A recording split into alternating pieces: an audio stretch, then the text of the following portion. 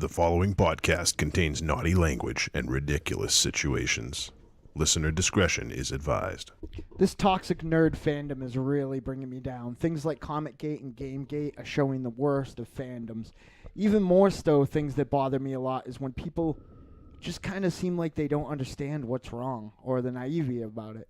If you think that females and minorities have been reasonably represented in funny books and comics forever because there was a African-American superhero, there was a couple, or if you think that the way that generally treating these actors and actresses that are in contemporary films, you think you have the right to harass them and ruin their day? No, you don't. So here's what I'm going to do. Your old Uncle Dynamo is going to solve this. If you think that that's the right thing to do, to chase the girl from the new Star Wars movie off Twitter, tell me. I'll come to your house. I'll fucking stick my hand up your ass and use you as a puppet and pretend that it's your voice coming through my mouth to apologize to everybody. Comic-Gate people, I'm coming to your fucking house. I'm going to fuck you up like a car crash. All you other fucking nerds can fucking sit and say we're going to be nice and we're going to try to reason with them. You can't reason with these people. I'm going to fucking murder you. Fucking kill you. I don't care at all. Fucking, I'm not going to say your name, but douchebag that drew Flash forever, I'm coming for you fucking next.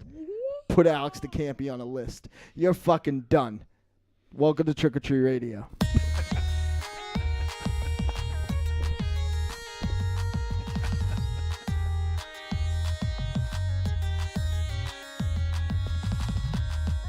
Welcome all you little zombies. You're listening to Trick or Treat Radio, starring the Deadites.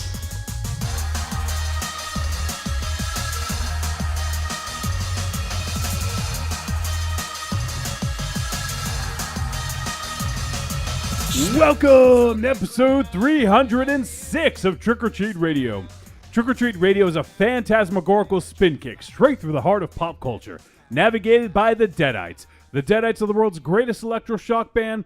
We destroy monsters, we drink booze, we win championship belts, and we're coming for you, fucking nerd fucks. Yeah. I hate This is absolute I horse shouldn't say shit. nerd fucks. I should say a certain subset. Yeah. Yeah, these people, man, I don't get what their problem is. No. It starts with the fucking men's rights activists, Right. Oh, and fuck then them. trickles down from there. Yeah. What Flash artist said something?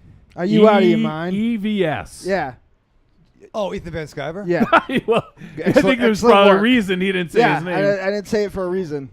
That guy fucking, him and Will Ospreay are fucking looking for their mentions on the internet more than anybody that I've ever seen in my life. He's got a weird dick fetish. He draws a lot of dicks and stuff. You're aware of the fact that he like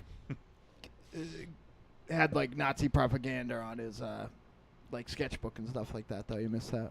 When we were hanging out last week, how the fuck do I know that? How do I know it? I don't know. Do you hang out with him? No, because he's a Nazi. Wow. Okay. Okay, don't act like this is common knowledge. I have no clue what the Yeah, fuck like- you were talking about in that rant. Well, you don't. You're. It's part of the problem and not part of the solution. Was it on the news? Yes, actually. Yeah. On the news or on the internet? There are news sources on the internet. You can't just like your whole meeting thing, like Yeah. your antiquated meeting idea in 2017. You can't like just because you don't use the internet, you can't act like the internet doesn't have some valid things on it. I was just looking for clarification Yeah, as to where you're hearing you this. jumped out Ask his Raven throat. Shadow, he'll help you. Yeah, no, what the fuck do I know about Ethan Van Sciver? I don't know. He draws a lot of dicks, you know that. So you're fucking obviously picking what you want to know. Well, I was on dick.com and Yeah. I was checking it out. Yeah. You were on dick.com? No, can we edit this, please? Yeah. I'm afraid to search that to find out if that's real or not. I'm sure it is. I can't imagine it is. Remember Sabu.com? That was a surprise. Riku says Dynamo letting out the dark Haidu like Ryu. Yeah, no, it sucks because I feel like I talk to some very educated people all day, and their whole thing is like, well, we're right, and we're just going to let them be wrong. But that's not going to fucking help. We need to hit them with bats until their heads spill out all over on the thing. We don't need to do dumb things like not serve. We need to, like people are always fighting the wrong battles. Like we're going to not serve people at our restaurant. Did you see that thing that popped up today? People saying they're not going to serve people at their restaurant that Oh, no, voted for Trump. it was Oh, no, Yeah. I'm sorry. I thought you were going to talk about something else. No, no yeah. mind. So, like, everybody's I thought you all were talking about the cake. fucking arms about that one. Yeah, Oh, the that cake, got yeah. pulled into that conversation fast, too. But I'm of two worlds of that. You know, like I am. There's only one right answer.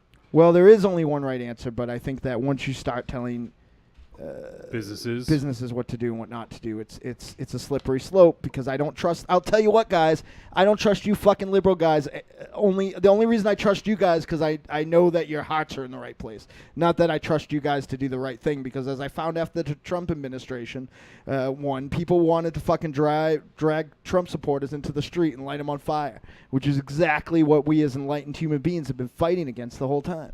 So the reality is that while all this stuff is going on and it's bad, there's this whole fucking men's right movement, and and it's fucking very pervasive in nerd culture, but I suspect it's probably super pervasive in sports, and I don't know that it's probably not much of a men's rights movement in the rom-com community, but I think well, look at You're with the wrong guy. yeah. Look at Arrested Development. Did you see that? No. They were doing some press, and it was Jason Bateman was like pretty much not letting the girls talk, and I didn't see the whole thing. I just kind of read it secondhand, but yeah, apparently a lot of people were going to boycott that on Netflix because of some shit that went down. Yeah, I mean, he could just be obnoxious. Like, he might not think that they have any validity. He might not be questioning their validity on the show. He might just be obnoxious. He was Teen Wolf. Right. Teen Wolf 2. Teen Wolf 2. Right. Yeah. I mean, I just mean he played the character. Which that's on fucking Scream Factor. I don't hear a fucking champion in that Monster Zero. I should. So I get what I was talking about in that rant, Aries, is there are people that are hating, like trying to boycott the Star Wars films because they don't like the color of the skins of some of the characters and they don't like what they have especially between their legs. Kelly Marie Tran. Yeah, But the she was in ethnicities. one and- movie and what'd Last she do Jedi. wrong? Yeah, I mean, She didn't do anything wrong. yeah, I mean, like, why you could not like it, the film? Right. Yeah, but and attacking her personally on social media is fucking stupid. Attacking Yeah. her for like a character is like It's just fucking yeah. stupid. She's an actress, for Christ's sake. and it's Any of them would fucking give their left nut to be in a Star Wars film. But why Yeah. now though? The flick came out so long. Well, ago. no, they have been they this have whole been time. consistently. Oh, okay. Since She it came finally out. fucking folded. Yeah, she quit Instagram. She Because here's the problem: if that happened like 8 years ago or 10 years ago, like everybody would have fucking rallied around her, and like she would have got some positive reinforcement. But what is fucking? And I'm sure she got some. But what's actually happening is that these terrible human beings who I hope get lit on fire from the inside and die, like from the inside. yeah, I want Spontaneous combustion. I want to fucking Stick a flaming rod up their ass. Is that how you can do it? to quote one of my heroes, I want to grind their bones and boil them for soap. Like I think that they're just like there's so much fucking bad going on now. They've won. The bad guys have won. You don't need to wait because what happened is they've got us so in a tizzy. There's so many fronts for like an enlightened person to fight on now that shit just happens. And this poor woman who was like, I don't know, even if you don't love the movie, Yeah. what does her real What's- life have to do with it? Yeah, and what purpose Like- does it serve to talk shit to her? Yeah, there's not like it's too much. There's too much chatter. There's too much battle for everybody to be on every front. And like what ComicGate is, if you guys don't know, is some very conservative artists and creators on the under the pretense of that the women in comics are kind of ruining their art. Yeah, and taking And- jobs away from and them. taking jobs away from men. And because in their eyes, Alex DeCampi's and Kelly Sue Kelly Sue, DeConnick's yeah. are getting arbitrarily hired just because they're women, yeah. Right. And so they, some of these artists or writers who don't understand that, there's like comics move in movements. Nobody's hiring John Byrne right now or George Perez, Right. and they're the fucking best. Mike Zeck. Right. You know what I mean? There's a lot of dudes who don't get like work. you need to be. I mean, Jim Lee, like fucking was smart. He got another fucking job because Right. things move, things change, and these artists in there's a comic that got made called Jawbreaker that was drawn by Evan Van Cock and written by I've only know of this guy's existence through other people complaining about him. I don't know too much about him. He is a super conservative. He's super popular because he's supposedly saying the things that nobody else wants to say. But what he's actually saying is super sexist and racist stuff. So if that's the things that nobody else wants to say, you know, I've heard him call a certain female artist a cum dumpster at one point. Whoa. Like, if that's the shit that no one wants to say, then fucking euthanize us as a race right now. That's a little strong. So A little. It's kind of an They- understatement. Well, it's out of there, context, Johnny. yeah, and they got a so now this is only the way now. There's a bit of inference here, so if somebody knows what actually happened, Mark Waid is involved in this. So this comic company, right? Antarctic Press, I think it is, right? They've been around for a while. Yeah, right? yeah. Picked up this comic by these two people were so well crowdfunded that they offered to publish the comic, right? Mark Waid, who was in bed with that company, right, said, "That's cool."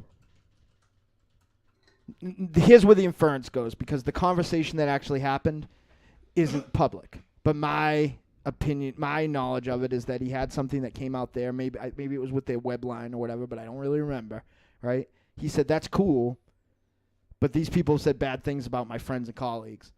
I'm going to take my stuff somewhere else." Mm-hmm. So who would you rather have?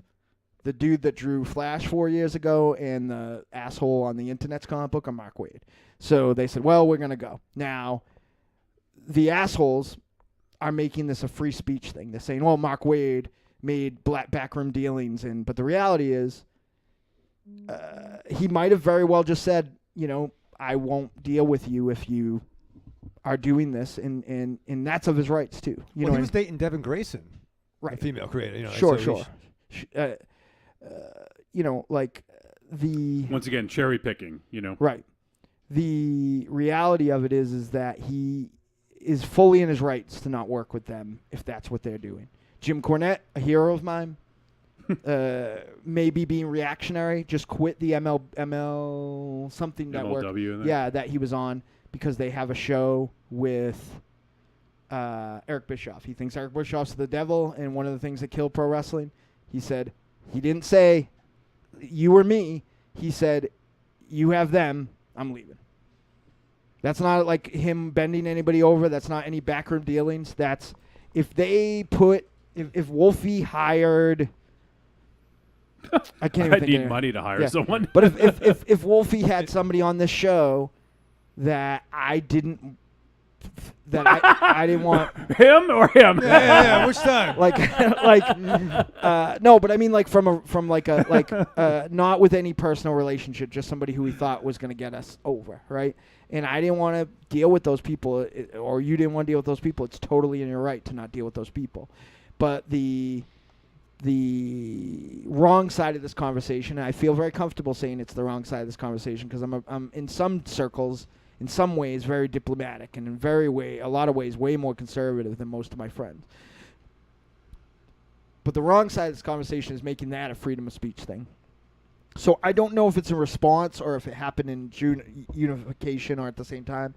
ComicGate made a blacklist of creators for their supporters to boycott.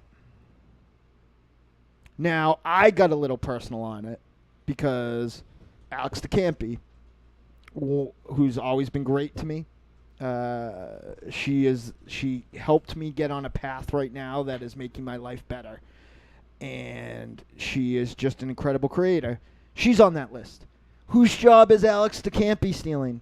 She's been working independently her whole entire career, Right. but she puts minorities and women as stars in Right. her. And most of these creators, obviously including Alex DeCampi, probably make about as much as like a fast food worker makes doing comics.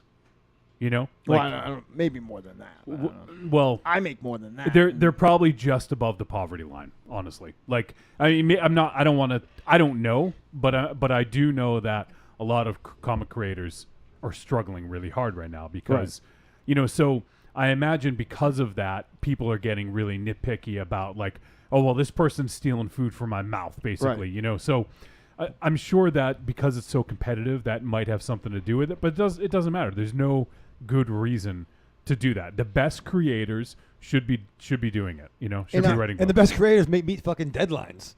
End of the day, meet your fucking deadlines. I mean, job. the other thing with it too is that again, like, I feel like they're a little tone deaf to the fact that comics don't look like they did 6 years ago.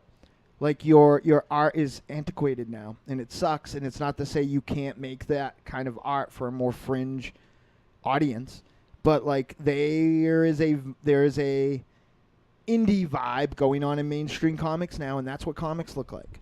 And you're not gonna like fucking.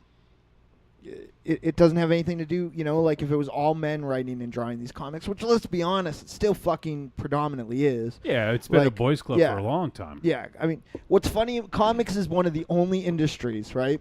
Like, because if you look at the studio system, like that was like really like a boys' club and nobody got through.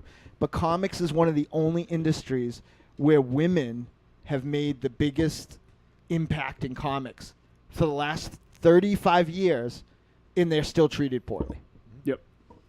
Like, where would we be right now without Janet Kahn? Right. Where would I feel bad? Her name escapes me. Maybe you can help me. Where would we be without the woman, the editor that curated Grant Morrison and Alan Moore and Wasn't that Jeanette Kahn? No, Jeanette Kahn was the editor who was on. At Catherine Berger. Yeah, Barger. Yeah, I think that's who. Yeah. Karen Barger. Yeah, like all these incredible women who like, you know, Vertigo saved comics because Image and Marvel and DC with their antics were in pro wrestling terms hot-shotting comics. Yep. If there wasn't another movement in comics to kind of keep people that like to read comics reading comics and not just look at art, comics wouldn't be here right now. So, you know, it's you know, I mean, you can't say this about pro wrestling because it's always been a dumb boys club. You can't say this about the Hollywood system because it's always, you know, like been a dumb boys club. But, you know, and there's been great performances in wrestling by women and great performances in Hollywood by women, of course. But comics, like, were built upon the backs of, like, fucking brilliant women. And Raven J is hanging out. What's Hey, up, buddies. Raven J? Raven J. He says Mary Severin. thank you. Yes. They, right. like I don't. Louise Simonson. Yep. Yeah. I mean, Wheezy and Ann Nacita, is that her name? Who did Daredevil for a while? yeah, you know what yeah. I mean? Oh, Like yeah. that, they were a big movement in Marvel at a time, like putting out great stuff. X Factor and her Daredevil run, like, but like, it's like, in my opinion, and I might be sentimental about it, in a different way. It's a different kind of book, but her Daredevil run holds up in every way to Frank Miller's Daredevil run. But you don't fucking hear it, like, because even if Frank Miller is a fucking crazy asshole now, like, you never hear her run. Like, if she started making a Daredevil book, if she came back to Daredevil tomorrow, that wouldn't be an Entertainment Weekly.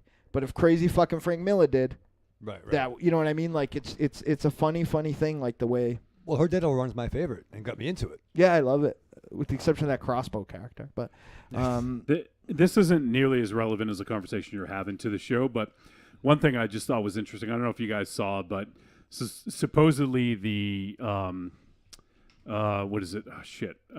Miss America beauty pageant. yeah. They just got rid of the Bikinis. swimsuit, the competition. Yeah. and the Evening wear. evening wear. Yeah, because I watched the news. Oh, and the evening see, yeah. You mean the evening evening now gown? optional? Wait, you mean the evening Ooh. gown They, competition? well, they can wear whatever they want. Yeah. Something that shows their character. But one of the things is that was run by men for the longest time, and now that they're getting women in there to run it, women are like, "What the fuck? This is stupid." Like it's not about it's not supposed to be. Even though they call it a pageant, it's not supposed to be a pageant. Yeah, It's- well, if Trump was still owning it, he'd have these all Right. these women coming out in thongs, for God's sakes. Right. You know? But, so it's good to see things like this happening because, we talked about, on the Revenge Show about, the male gaze and Cecil called in the next week and gave us an awesome sort of rundown on what that means from different perspectives. Yeah. Yeah. So, and that's not, it's not for us to decide. This has been a very patriarchal society for a very long time. Right. But like women should have a say as to how they're treated, how they're, that's the thing is it's always been men deciding. Well, even in horror, like, it's funny. It's more so in international horror. Like when, like, think of a film that has like a strong matriarchal, like, character base, and they're almost always fucking bad guys. Look at Witching and Bitching. You know what I mean? Like they're either bad guys or they're fucking cattle to be like slaughtered. Like so it is uneven. It isn't the way it is, and it's like. And it's not going to change overnight, but incremental change is still good. It's not going to change at all. No, but the changes that we've had in the past, say, year or so even has just been couple pretty years, big. Yeah. But here's the thing: has been huge. Like with those, the Me Too movement, like things and all. have changed and stuff like that. But like we don't have a foothold because think about how demoralizing it is, no matter what other changes, that a publicly sexist, awful monster is not only still president, but there's fucking 4 open cases against him. Mm-hmm. He's not fucking not president anymore. Yeah. If I had fucking 4 cases about me, there'd be cops in front of my house every single fucking day. The only reason there are cops there is because it's their fucking job. Right, and even Harvey Weinstein got, he gave himself in, went to court, and was released because he had enough money to pay for it. While there's like 500,000 people being held in prisons waiting their trial because they don't have enough money to make bail. But you know what? If they're fucking rapists, they should stay there. They should and stay they should there. fucking die. I don't care what sort of money they have. No chance for bail or anything. And one last thing I've been meaning to talk about, but I never went that way. Fuck with the barbed wire. I'm going to fucking wrap my cock in barbed wire and go fuck the entity that is the Academy Awards. Because screw you fucking assholes. You knew, you can say Bill Cosby, but you knew about Roman Polanski all fucking along. And the fact that you just fucking reneged his fucking credentials now makes you a fucking ridiculous fucking joke. I hope that the fucking entity collapses on itself. I hope every single one of you on the Academy choke on your fucking blood. I hate you. I hate you. Wow. I hate you. Wow, you're full of piss and vinegar you tonight, knew man. about fucking Roman Polanski all along. Well, you knew about it. It's like doing something and only owning up to it when you get caught. Right. You know? Yeah. So fuck them. I don't know. Like, I wish that I owned whatever fucking station that was on so I could say, you know what? You guys fucking, don't get, off the hook for giving somebody fucking credit multiple times after they did rape. You know who I think should host the Academy Awards next year? Asia Argento, because she's not backing down from anyone. That's my choice. At the end of the and fucking... you know that they'll never go for it, but I'd be all for it. I would be totally for that. Not for Dario nothing, but- sitting in the front row. Hopefully, That would he's be She should probably have made a good movie first, though. Like, see, that's the problem. Triple X. No. Oh, Yeah. See, that's the fucking... Scarlet Diva. That joke is a fucking flip side of it, though, like, because, like, she is strong and she is awesome and she did deal with some shit, but she's not, and I am smitten with her. But, like, you also can't give somebody a pass for not being that good at what they do because of what they are. It's crazy that all the stuff she had to go through with her fucking dad's movies, Yeah. being raped on screen, basically topless. Yeah, Jesus. How was that, Dad? Yeah. She was just pick really number naked in 75. Dracula. Raven J says WWE's greatest Royal Rumble. No women were allowed. That was lame. And I guess it's hard to speak up when you have a job like that, but still, WWE should have defended their female talent. Yeah, I want to say we might have talked about that a little bit, but maybe they did. Where was it again? It was in Saudi Arabia. Yeah. So women basically aren't allowed to be entertainers or something like that. I don't know. Like, I don't think they're allowed to dress that way. Women just got the ability to fucking drive in Saudi Arabia. Yeah, they're basically lower than dirt out there. Here's the So treated like and the that. thing is, like, WWE is promoting this women's revolution, whatever they're calling it now. And meanwhile, they accept a huge sum of money from the Saudi Arabian government to do the show and just shut their mouth, you know? And the boys club that's fucking defending them is using their shareholders as a thing. But if I'm the WWF and I'm trying to set out this message and this anti-bullying message and not wanting it, because you know it's going to get out, the smartest thing to do is turn down the fucking money if you really believe it, which they obviously don't. And your shareholders aren't, like, I don't care how mad they are. What fucking wealthy business person is probably going to come out angry about that? They're going to have to fucking, whether they feel it or not, they're going to have to fucking pat them on the back for doing the right thing. Yeah. Publicly. And that's all that fucking matters. Publicly. That's all that fucking matters. That would have been a huge win, and they would have, you know, like, really impressed a lot of people. They could have changed. Could have got him more goodwill. It would have been great if they just fucking pulled a real wrestler in work, and all of a sudden, like, Sasha Banks music comes out. Yeah. And it's like... They probably would have shot her. Yeah, she wouldn't have made it out of the country. But, like, all of them, you know, like... Well, none of them would have made it out of the country.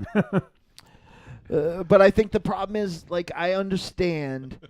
In the other argument, which this is marginally more valid, is that Saudi Arabia is trying to be more progressive now. But they're... Women can drive! But that's enough. Slow it down. They can drive, all right? That's enough for 10 years. We gave them shoes last year, all right? Listen. Yeah, exactly. Enough. But, I mean, there was an argument that I had on something recently about... it was when I wrote my little other rant about the Comic Gate thing, and somebody was like, well, you know, like I forget how the person worded it, but the kind of the segregation of comics and it being forced is like kind of like, you know, like unnecessary. Like, I feel like they're really forcing it. And I said, like, if there is an argument that they are forcing it, you have to realize that it's 35 years behind the time. Mm-hmm. Like, when another, like, kind of a simile for forced in this kind of terminology is rushed. And yeah, they are rushing because like, you want to catch up being a fucking person. Like, you know what I mean? You want to catch up and have your business entity, you know? And I think that as an adult, like, I'm not ashamed to have read, like, I mean, I don't know, like, Avengers was a lot better growing up, but there was fucking Wonder Woman when I was a little kid in the Justice League, and then sometimes Hawkwoman, and Elongated Man's fucking wife would be hanging around, you know, like... Sue Dibney. Yeah, and Wonder Woman, like, not for nothing, I understand what she is as a representation, but, like, it's hard for me to really hang my hat on Wonder Woman as, like, the character that's been representing women for the last 35 years when she's wearing a fucking bathing suit, like, to go fight Darkseid. So, I mean, Superman's fucking as dressed as can be, like, you know, Batman's as dressed as can be, like, only his chin showing, and fucking Wonder Woman's wearing, like, stripper boots and a fucking bathing suit. Yeah, no shit. You see the female characters wearing so-called armor. Meanwhile, they're dressed like Witchblade. Listen, one of my fucking favorite characters of all time. Favorite fucking characters of all time. I love her. If she ever had her own book, I would buy it. When she ran her own team book, I bought it. Big Barda? No. But fucking Black Canary, for most of the fucking her run, has been wearing fucking like underwear and fishnets to go fight crime. Yeah. Like a fucking bustier thing and underwear and like little fucking boots and fishnets. Right. Like, you wouldn't like wear, like, Robin has a similar costume and everybody fucking makes fun of him because a boy doesn't dress that way. We finally had to wait till the 90s to wear pants. Yeah. Well, doesn't, like, Supergirl and Batgirl, they're in full leotards, right? You know, Batgirl was always pretty dressed, but I think that had a lot to do with 66's rendition of her, like, being that way. Well, like, it's just first costume. appear. I mean, pretty much it was to make Bruce and Dick less gay. Right. So, same like, thing with Aunt Harriet. That's why Aunt Harriet was created, because why would three guys live together? So you bring in the aunt. That'll make them seem straight. How is your aunt? Good, you? Yeah. But yeah, I think that, like, you know, so I'm not going to front, like, a lot of, like, the other side of that is like, I'm so ashamed that I read these comics growing up. Fuck you. You know, like, because I didn't, you know what? And not for nothing, but I didn't buy Black Panther or Black Lightning because they weren't very good books. But at the end of the day, like, I, you know, like I'm also not going to deny that there wasn't very good racial representation in comic books. You know, like there's being honest on both ends of it. But like these fucking Comic Gate people, and I hope somebody's listening, because you know out there in a show that has this fucking guy on it and people behind him that there's some fucking twisted nerds out there that are like, yeah. And yeah, bring back the CryptoCast rape segment. Yeah. But not for nothing, though, if you want to go to a certain level, like, don't you guys want more chicks around? Like, it's kind of good to have girls around in the room, right? Like, They don't, though, because they don't know how to do it. There's a dude who we all know who had an argument with me about the female Ghostbusters online the other day and couldn't get it through his head that, and they were like, well, this is like when this happened to me. I'm like, no, that's not the same, because they're disagreeing because you have a dumb idea. They're not disagreeing because you think a female should be in something. Like, most of these people don't even know what they're arguing about. Like, that's the problem. Like, and the people who I hate to say it, but to a degree, and I know that there's a smarter subsect of it just because my hometown was very pro-Trump apparently. But, like, it's like a majority of the Trump votes, I think. Like, they don't even know what they're fucking voting for. And the ignorant... They think they're voting for the establishment. Right. Or anti-establishment, Right. I should say. And the ignorant people, in they're like... They're using this thing like, well, we don't like this art. That's not my Star Wars. First of all, that pisses me off because it was never your Star Wars. It was George Lucas's Star Wars. And he fucking did worse to it than any fucking female edition character ever could. So go fuck yourself. The thing that I love is some people are actually asking for George back. Right. There was like a fucking one of those online petition to get George Lucas back. Those, you know, but like the reality is that they do hate women because for whatever reason they resent that they feel like what they don't have. You know what I mean? Like, well, I also think too that it's so many people are selfish. They think about how the world revolves around them. Exactly. And they think like, oh, well, this offends me or this upsets me, and then they make it their like a vendetta to go out and attack these things that are ruining their life. Right. Like, what the fuck is, like, just to use a very easy, relevant example, what the fuck is wrong with two women who want to get married or two men? How does that affect any of us? Yeah. How does it doesn't. It doesn't affect us at all. Yeah. Or, I mean, we're all for it. You know, sure. but other people, like, why the fuck does that even bother you? Yeah, I don't know. You know, like, ruin the sanctity of marriage? Right. Most of them are doing it themselves by going out there and fucking cheating or, you know, or whatever. You know, like... When you realize that over 60% of marriages fail in divorce, I mean, what kind of sanctity of marriage is that? I bet most same-sex marriages last longer. Oh, I wouldn't doubt it. Yeah. I wouldn't doubt it. I mean, and it's like, I don't know. Like, here's the deal, you fucking homophobes. I probably suck better cock than your wife. So, at the end of the day, give me a call later. Yeah, I've been trying for like 200 episodes. The reality is, like, you know, don't knock it till you fucking try it. There you go. So at the end, you know, and to jump back to comics real quick and not being ashamed, there's no reason for me or an Aries or anyone here, especially, to think that, you know, like when we were reading comics in the 80s and 70s, that there wasn't good representation, like, because that was like, if you're it was like a velvet rope. Well, it's not even just that. If like as characters, if there are two characters that pop up occasionally in like the Avengers or Justice League or whatever, that's two more African American dudes than lived in my town. Mm-hmm. So, you know, like, so it like, you know, I get the reason that it went by, but the people writing these books were writing them from fucking Manhattan. So it was a conscious effort to make this the way it was, you know, which is a little offensive to me, Alton. And I give credit to Byrne and Claremont, and I give credit to Wolfman and Perez, who, I mean, the parody in a team like the Titans was a much more man-to-woman ratio, and a much more, you know, like... Wait, woman to man. Huh? There's more women in Titans. That's what I mean. No, yeah. Like, yeah, and even though she was orange, you know, the they did a great job with Starfire not fitting in, and like being acceptable of other people's customs and stuff like that. And of course, Storm and a Jewish character, like an outright Jewish character in a comic book in that time was like a big deal. You know what I mean? Len Wein. He wrote Giant Size X-Men. Oh, right. Yeah, but Len Wein. But it was Byrne and Claremont later on that did so much with Storm and Broad and Kitty. Mm-hmm. And I don't know.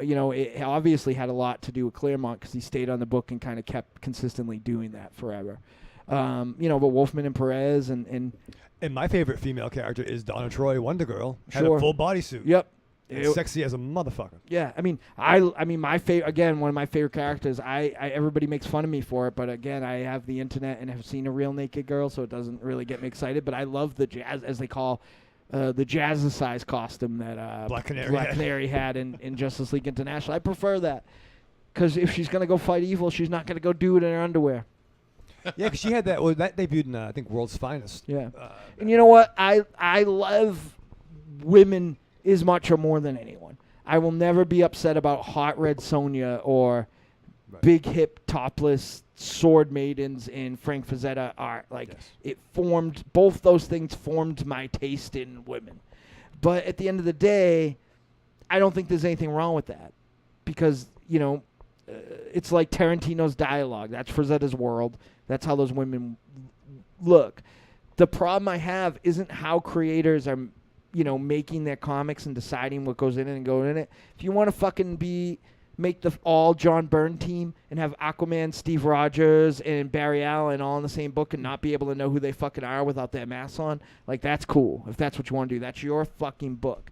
The problem is if that same guy tells the lady next to him that she can't be involved in comics. And that's what the problem is here, is that creators that people worship because they're doing what these people all want to do, right? Filming, everybody wants to be fucking Harvey Weinstein. Not now, but everybody wants to be the fucking, if you're the man behind the guy. Yeah, if you want to be the guy that fucking brought Kevin Smith and Quentin Tarantino and all these things, that guy should be a fucking icon of films. But he's a monster, and those two things unfortunately aren't mutually exclusive. But the reality is he's a monster. But the problem is that there are more people in the world that are bitter. Well, I like Harvey Weinstein because he brought these things. There are more people in the world that are bitter about this than there probably should be. So they're looking for a cause. Thankfully, I don't know those people. Right, I don't either. I know some people who are dumber than I think, but not as dumb as they could be, I guess. But the reality is that, and so these people are already angry. So they're already angry, so they're looking for a comic geek. They're looking for a game gate. They're looking for somebody who can speak for them, who can break through the noise and be their voice. Just like a lot of people are. I posted that thing, We're Your Heroes. I would probably not be me today without crazy the world, Captain Sensible, who to my eyes was the world's fucking angriest gay man. Jack Knight, Starman, and Roddy Piper, and all these other people. I get it. Those were people who were fucking speaking through the noise to me. So I understand the movement, but the problem is that hate used to be sort of under hoods. Even public hate was under hoods, right? You know what I mean? It used to be tucked away in quiet corners. The internet has given a voice to this hate now, and that's the fucking problem because now it can rally together. All right, we do have to wrap up because we're getting close to the hour here. But I want to ask one question. I want to go around. Do you guys consider yourselves feminists? Mars. I don't consider myself in anything. Ouch. After all that goodwill, Jesus Christ, I shouldn't have asked. Well, why not? Because I'm not. I'll never be part of a club that will have. It's not a fucking and club. B, I will never. I'm just not. You just for 45 minutes fought for equal rights, and now you're saying you're not a feminist. Because in another time, and I believe it, I would be Christ. fighting against anyone calling themselves a feminist. Because all these tribes all are right, the I'm reason done, we're I'm done. losing. Well, No. you don't. Well, You just no, don't want to no, hear what I have yeah, to say. don't ask the question. Yeah. You're gonna hate my answer. Right, because all these. None of you guys know what it means. No, I don't care. I don't know what a lot of words mean. Because all these tribes are the reason we're losing. It's not a tribe. It is. We need It's to. a movement that is trying to. Men are here, women are down here, and women are trying to get up here. and I will help. That's what feminism And I will is. help anyone in any of their. So call causes. yourself a feminist and help them. No, because I don't need to be at anything to help them.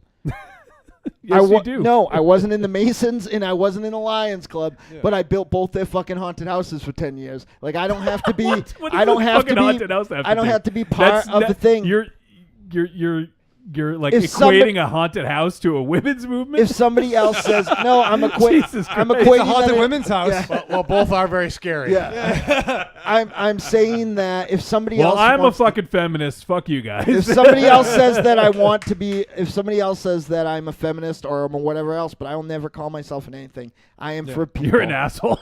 I am for maybe, but I That am. club will let you in. yeah, that's an exclusive. club. I am for people. I don't care if you're a woman. I don't care what color your skin Yeah, but is. that's to Oh, me. yeah, you pissed Johnny off. No. To me, that's the Black Lives Movement. That's the people. Well, all lives matter. That really diminishes. well, they do, but all- that wasn't the point of that. right. The Black Lives Matter movement is so much more than people like. Oh, well, all lives matter. You're not getting the fucking point, and that's what I'm trying to say here is.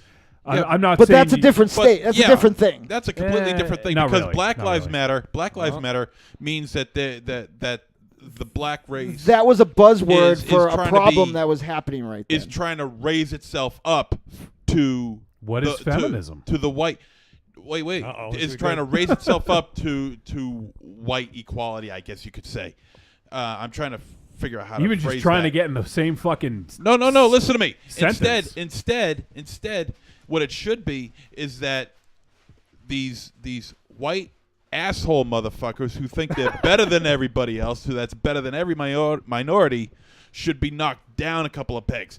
It's not the black race's responsibility to try and get themselves to raise themselves to as high as a white race. It's the white race's Right. Oh, you're right there. responsibility Yeah. to knock themselves down. I'll agree with you there. Yeah, I agree too. What I would like, and I'm not this. I don't think anybody could be this.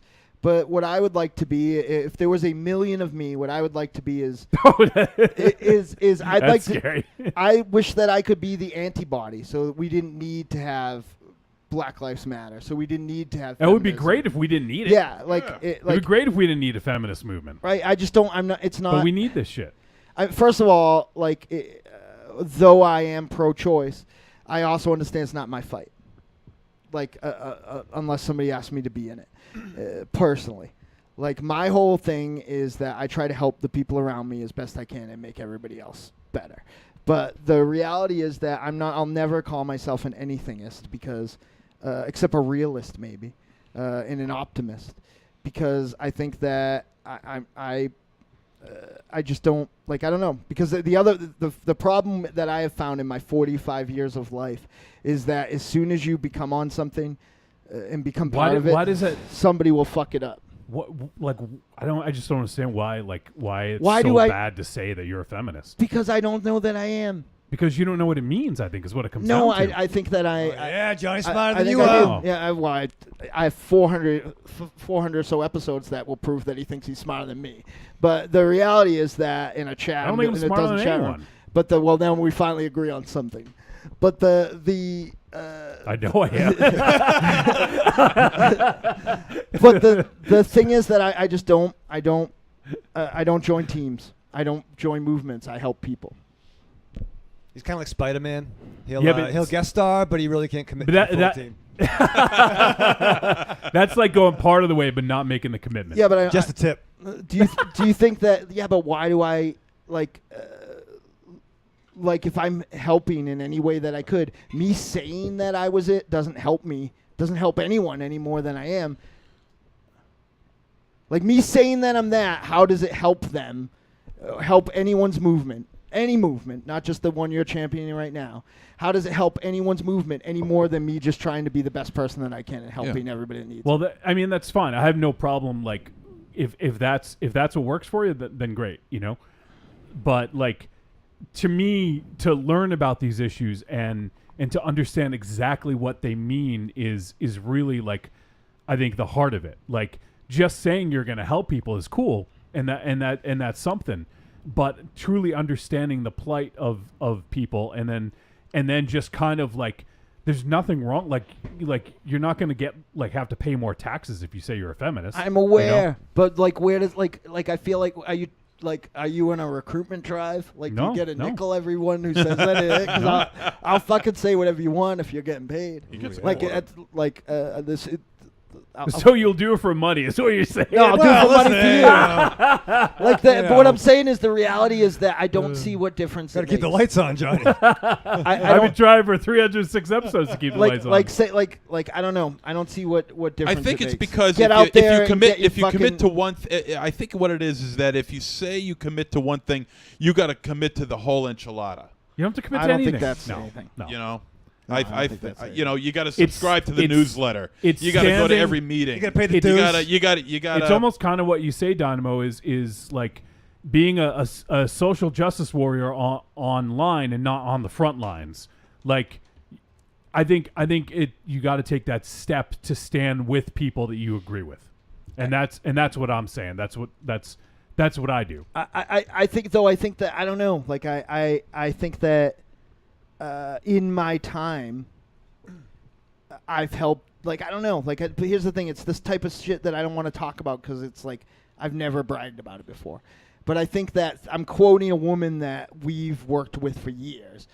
Recently said, like, you can call Dynamo sexist if you want because he says things like that. But I don't know anybody in the whole Worcester music scene that has helped get more women over than Dynamo ever. Get them over what? Like get them couch? No. Oh, No. wow. I will appreciate your black eye next sound check that you get for saying that. But the reality is that like I've like you haven't tried. the reality. Hey, the mic's down here. Let's take a look for it. But I think that There's the set list. Look down. I think that I don't know. I will not ever commit to any side. I'm not the side. I'm committed to a side. So trick or treat.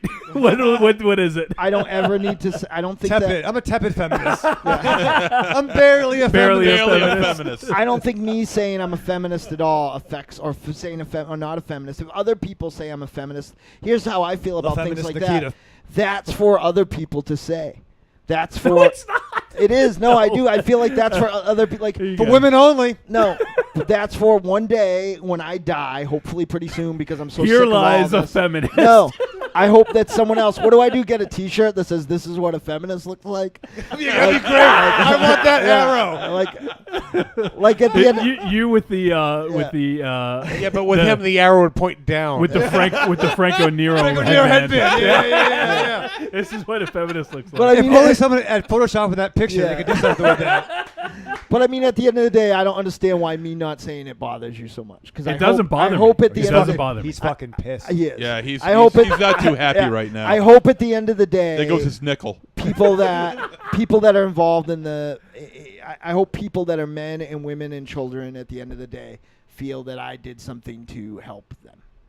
Thank you, Dynamo. And that's really the proper way to answer that. I mean, because when you really think about it, I mean, I hope the people everything has. I hope two the sides. people. I hope the people who I raised money for with the Mothers Foundation and like the other hundreds of charitable things that I've done appreciate it. I don't care who they are. I care that they hopefully benefited from it. Like your old partner Doc Sedal is in the chat room, Mars, and he says, "How stone cold of Mars. I will only raise my own hand." Now, I mean, everything has two sides. You know, if there's a black, there's a white. If there's an up, there's a down. If there's a feminist, what's the masculine version of This a feminist? fucking The terrible men's men's rights rights activist. activists who are fucking knuckleheads. So wouldn't wait, one wait, be they- as equally bad as No, another? because Called one no, is ma'am. one is No, ma'am. one is trying to one is just trying to get their place equal to other human beings because they're humans, and the other is trying to literally Push them down. push them down. Yeah. Then it's not equal. The complete opposite, and to try to like say that men are superior. It's basically like white nationalism or white supremacists, but in terms of sex. You know, they think Well, males that's kind are of a the blanket term because I mean, all Blanket? women want equality, and that's great, and they should have Actually, it. And they should unfortunately, get it. not all do. And of course, that's true, but they should. But not all guys are trying to push down all women. So to lump all men into this, what is it called? No. No one is. No one is. I'm just saying it's a movement. I'm not in that team either. It's men's rights activists, No, MRA. neither am I. They call the I'm MRA? on the same level as Mars here. Well, I don't know about that. I'm not an ist at all. You know. Thank you. Yeah. You know. I don't like labels. I don't like to categorize. Let me see. Do you have one in the back of your shirt? I don't care about labels, but I don't. Says the guy who wears a Champions fucking sweatshirt. I don't put them on. I don't know. I've just. I think when all is said and done, at the end of the day, Aries, who I admire very greatly, can say he's a great man and can say he does this and say he does things to help people all the time, and I can Say speak as anything well at as all. anybody. That he I don't can. say any of that. Why? I know, but I'm saying in you it for could. myself. I'm saying No. you could. He's in it for the money. Yeah, he's like fucking Yeah. Han Solo. I'm saying that you could say that, but you know what is written about somebody at the end is not by what they decide that they are. Something I wanted to mention. This is about 15 minutes ago. Pap says Aries definitely just watched MZ wipe something off his shirt, and Riku says I saw that too, Paps. Did you watch him wipe something off his shirt? I don't think so. Oh, okay. What? All right. Okay, I yeah. thought he may have picked his nose or something. I don't know. Off his shirt? Yeah. I didn't see his shit. Okay. All right. Never mind. I'm just hanging out back You're, here. you're scaring him, Johnny. Tell him it's all right. I'm No, just- there's nothing Don't on take, you. no! No! are you doing? Don't take your shirt off. What are you doing? Sweet Jesus. No one told you to take your shirt off. I don't want to see the Gorgonite. No, it wasn't. It was wipe something off your shirt, not wipe something onto your shirt. And Oh, man, there's something on your pants. Take them off. Humble Eddie says MC's freaking out. I have a question, Johnny, real quick. yeah, thanks, Pap. Yeah. Yes. Why does it bother you that I have? It doesn't bother me. I just asked a question. He's so upset. Yeah, I'm really He's upset. livid. I am fucking I don't think it beyond bothers. livid. I don't think it bothers Donna Matrix that I think that she feels she is, and Yeah, I'm but that's not. not a Matrix. Yeah, She's not here. This is our conversation. right. But I'm saying, but I'm just going from one feminist to like another. Yeah, I don't think but- it bothers Stephanie Wiley that I don't think but- that I am. I bet it does. You're the one getting like fired up. Yeah, I'm not fired up at No, all. I I just haven't asked even a raised question. my He voice asked the one question, time. You've been. That's hold on. Here He comes. doesn't take my side every single time. You two, honestly, would you say that I'm the one that's fired up, or he's the one that's fired up? Well, I mean, You've been on automatic since the show began. you want to kill a lot of people, and you admitted to it. I mean, there's some But definite not from what evidence. Johnny said. No, but Johnny's mad on the inside. Like I can tell that tone in his Yeah. voice. Like, He wants to But hear- he asked a simple question. And I said no, and he No. said, and he flipped out. No, he asked for clarification, and you freaked out the last 20 minutes. No, that's not true. No. He asked for clarification. He gave it to him. Johnny didn't Right, like the exactly. answer that he Good gave enough. him. for Johnny. Yeah, Aries is just gonna shit on everything I do because he has this weird thing lately since he's come back. Even though I begged for him to be here for 1 million episodes. What have that I he comes done? after me every week for something, and now I'm gonna stop fighting back, and things are gonna get ugly. Oh, I'd love to see MC, let's this. switch seats Yeah. because Right. shit's gonna get real. Yeah. So let's go. I can't wait for the movie review. Speaking of which, it's we're cutting into the movie review, so we have to wrap things up. You said that about 20 minutes ago. Yeah. I know. I tried, but And then he asked if I was a feminist and got Next mad. time, don't ask questions like that. Yeah, then got all bent out of shape. Go ahead, ask me if I'm a feminist. no, I'm not You can't going to even ask you. say I know, it. I know the answer. You just literally I've been said, sitting here drinking the Ab- entire time you've been "Ask me ranting. if I'm a All right, feminist." stop yelling into the mics. Am I a Do we not have that thing? Am Yeah, I a no, we mem- don't. am I a shit, feminist, sorry. Johnny? My apologies. Johnny, ask me if I'm a Methodist. You're not a Meninist either. Yeah. All right, so we gotta start to wrap this up because we haven't even talked about what we're fucking doing tonight. We're over an hour in. We haven't even mentioned a damn thing. Tonight we are going to be talking about a film called Cold Skin from filmmaker Xavier Gens, and he was a fairly well known director. Directed Frontiers. He did Hitman. He did The Divide, a few other things here and there. And so we're going to talk about Cold Skin. Once again, a movie that we thought was going to get a VOD release did not. It's not coming out till September, unfortunately. So you guys most of you won't be able to see it until September. However, it is available to buy internationally. So if you can find a way to get it off of like international VOD or buy the DVD internationally, you can do that. So it's not going to be out till around September-ish. But hey, we're talking about some movies, this and Revenge and a few others that you guys can catch in a few weeks or months. So That's outrageous that it's that far away. I know. It literally was supposed to come out in June 1st, I believe it was, and then the information changed in the time that we picked it. And it's not coming out on VOD. It's not going out in theaters or something. I think it's going to get select theaters. Because this does deserve a theatrical I totally release, agree. I would say Yeah, that. I totally agree. So we'll see. I mean, we'll keep people updated if we hear about it, because as we start to talk about it, I'm sure we'll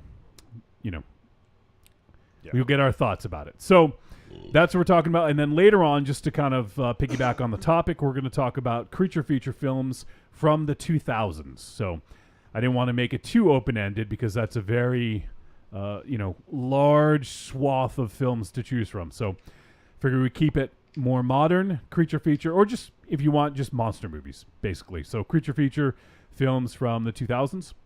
If you guys have yet to get in your selections and you're watching live, feel free. You can send it to podcast@trickortreatradio.com. I'm going to do real quick intros. I'm not going to do the full ones. I'm Johnny Wolfenstein. We have Dynamo Mars, Right. but not feminist. Right.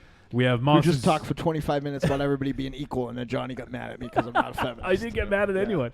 We have Monster Zero. Me. We have Aries. Aye. And sorry, Raven Shadow, you don't get your full fucking intro. Michael Raven Shadow. Oh. Oh.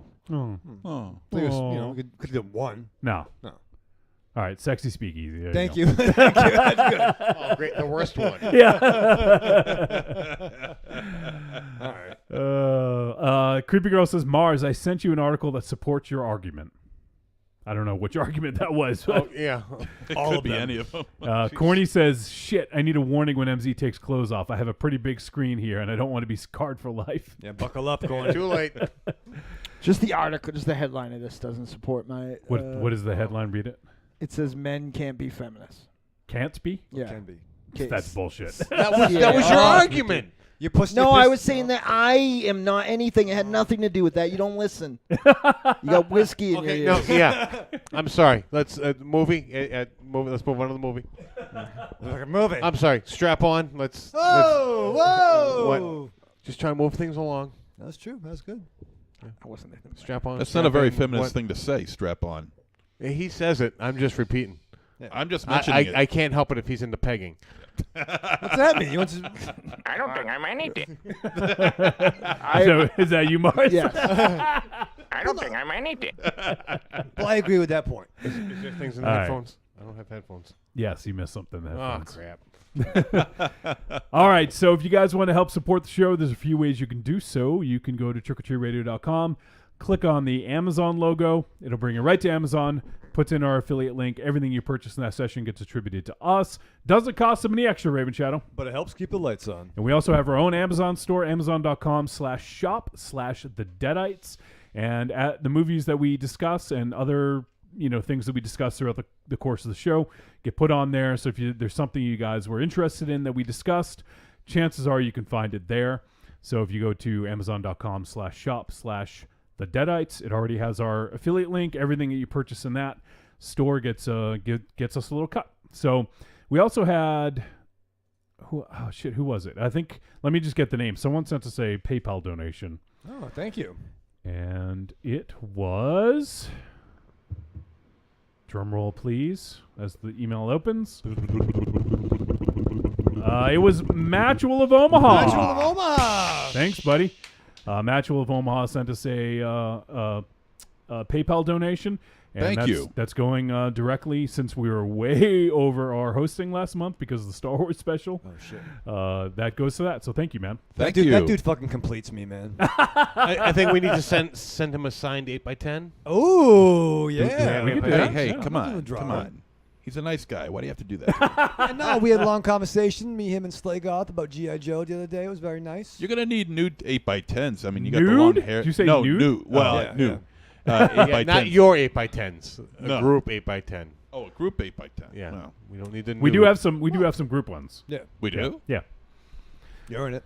Yeah. Am I really? Yeah. Dude, All right. So was I there? yes, you're in it too. All right. So we're gonna be talking about Cold Skin. That's I didn't even mention that, but yeah, no, I did. Sorry, jeez, I'm all out of sorts now. What we're gonna talk about that in a few moments. So once again, if you guys want to support, head to trickortreatradio.com. Click on the store. There's some digital content. You can buy the greatest hits volumes 1 through 3 of Trick or Treat Radio. Some digital content, some other stuff on there. So feel free to give it a look. And all right, Raven Shadow. Yeah. You sit down and watch Cold Skin. What do you do to prepare for this movie? I had to go to the dentist. You went to the dentist to prepare. Well, I did do that before I Oh, had to okay. go. That appointment was planned for a while. And, 6 months in advance? It was my cleaning. Thank you very much, Yeah, Johnny. yeah. And it was nice. I go there, and they were doing the Did they commend you on your use of your stimmy dent? Well, it was funny. I told them about it, and then I was like, and it was a new girl, a new hygienist. I hadn't worked with her before, and I was showed her my stimmy dent and my floss to justify. I hadn't worked with her before. All you do is sit in a chair and open your mouth. Yeah, well, still, we all do a pot. And I'm like, yeah, my friends make fun of me. And she said, well, you know what? I don't think good hygiene is very funny at all. I said, you know what? You're right. Tell Johnny that. Johnny. I'm gonna hate you, dentist. I appreciate your hygiene. See? We just think it's fucking But it's- redundant because you smoke like a fucking asshole. Well, I know, because I pulled out my pack, and I'm like, see, I even carry my stimmy dents. I got 2 of them. Yeah, and she's And- like, great. And then I got a lecture. Yep. And then About she says, smoking. but the thing is, she has to check on me for mouth cancer, right? So now I'm opening my mouth, moving my lung, doing that kind of stuff, right? But here's the weird part. So I'm in the fucking chair, right?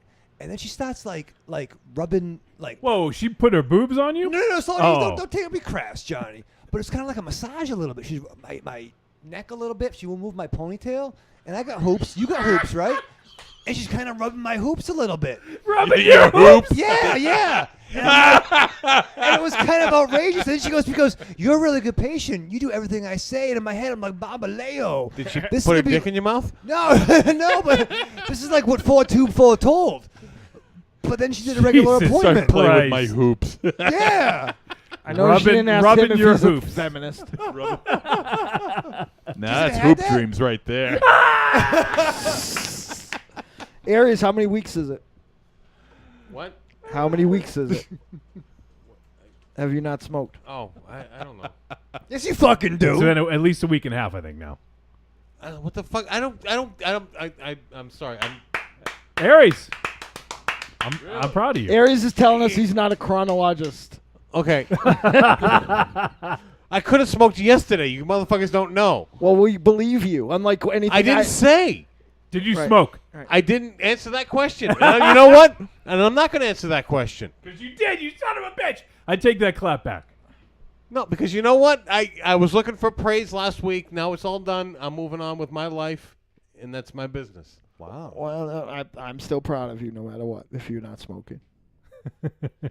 Okay. You say your line so you can go to break and Yeah. go get your mouth cancer. I hope I do die. I hope my And doctor was right. Go get massage from. And then Aries is going to feel really A girl. bad. Well, no, you're very professional. I just, it was just weird What intro. kind of professional? Well, I had to drive home real quick to fucking strap on.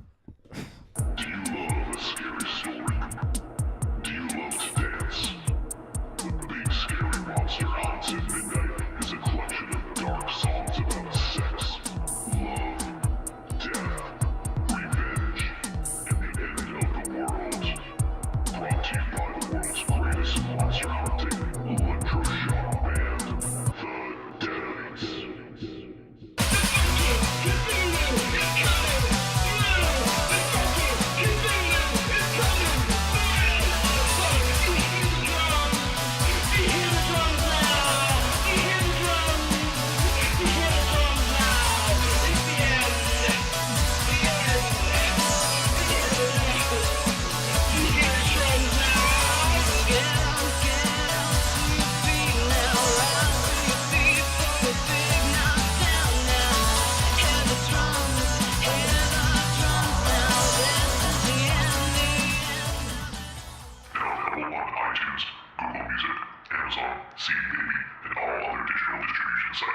This is Matt Kennedy of Astron 6. You might know me as Manborg. You might know me as Father John Sullivan in Father's Day. But what's important right now is that you're listening to Trick or Treat Radio. I will be a burble. What's up, y'all? It's me, the Yeti. Telling all the ladies that they couldn't be more fine and that we should knock those boots like Frankenstein. When I want to get my nerd on, I go to Facebook and I go to the Trick or Treat Radio Facebook group. That's the place where I get to talk about all the hip new horror movies, all the cool comics, Like comics. RPGs, video games, you name it, we're talking about shit on there. And you could not be any cooler if you were the coolest kid in school. Be the first kid on your block to swing their cock over at the Trick or Treat Radio Facebook group. Just go to Facebook, search for Trick or Treat Radio, ask to join, and it's like Nerd Nirvana, baby, without the shotgun blast. This is the Yeti, signing out. See you at the Trick or Treat Radio Facebook group. Follow us on Twitter at the Deadites, thedeadites.com, and trickortreatradio.com.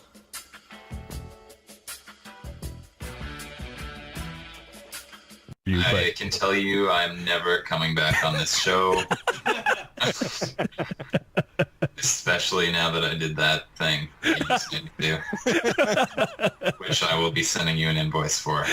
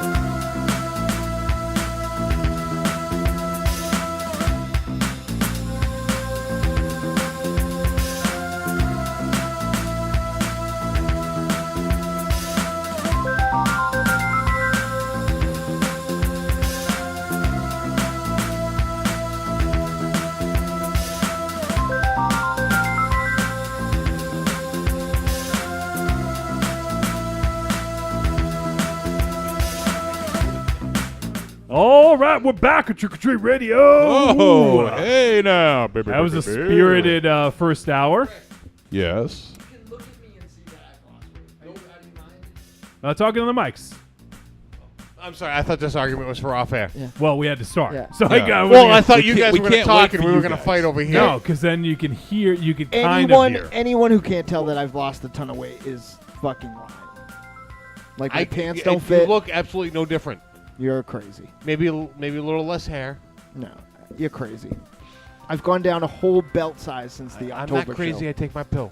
I've gone down a whole belt size since the October show. This belt that you got me in October is already like a hole away from being useless. Okay, one hole. No, since it was October. Yeah, but I was That's almost a half year ago. Over a half year ago. no. I only have one hole left. That doesn't give me a lot to work with. I used to going be on the with 2 holes. What? I used to be on the. There's only 3 on this one. I used to be on the first hole. So now you're on the second hole. from last. No, I'm on the third. You just said there was 3. No, there's 4, I guess. Don't tell Raven Shadow's dentist. But I think it's ridiculous to not think that. I mean, my Lord, you're exhausting. You know that? I'm You wonder exhausted. why I yell at you. I don't like. I've lost weight, and I don't think it's super like noticeable. I've lost almost 10 pounds, but I've also put on muscle, so I don't know. Yeah, you've lost it differently. But I don't. I mean, you can tell because you see yourself every day. Like it is harder for other people to see it. Well, I think. if I had lost 25 pounds and was if I looked like Papillon, Aries would still say he couldn't tell that I lost Well, weight. no, Aren't you it's- in on his fucking bit yet?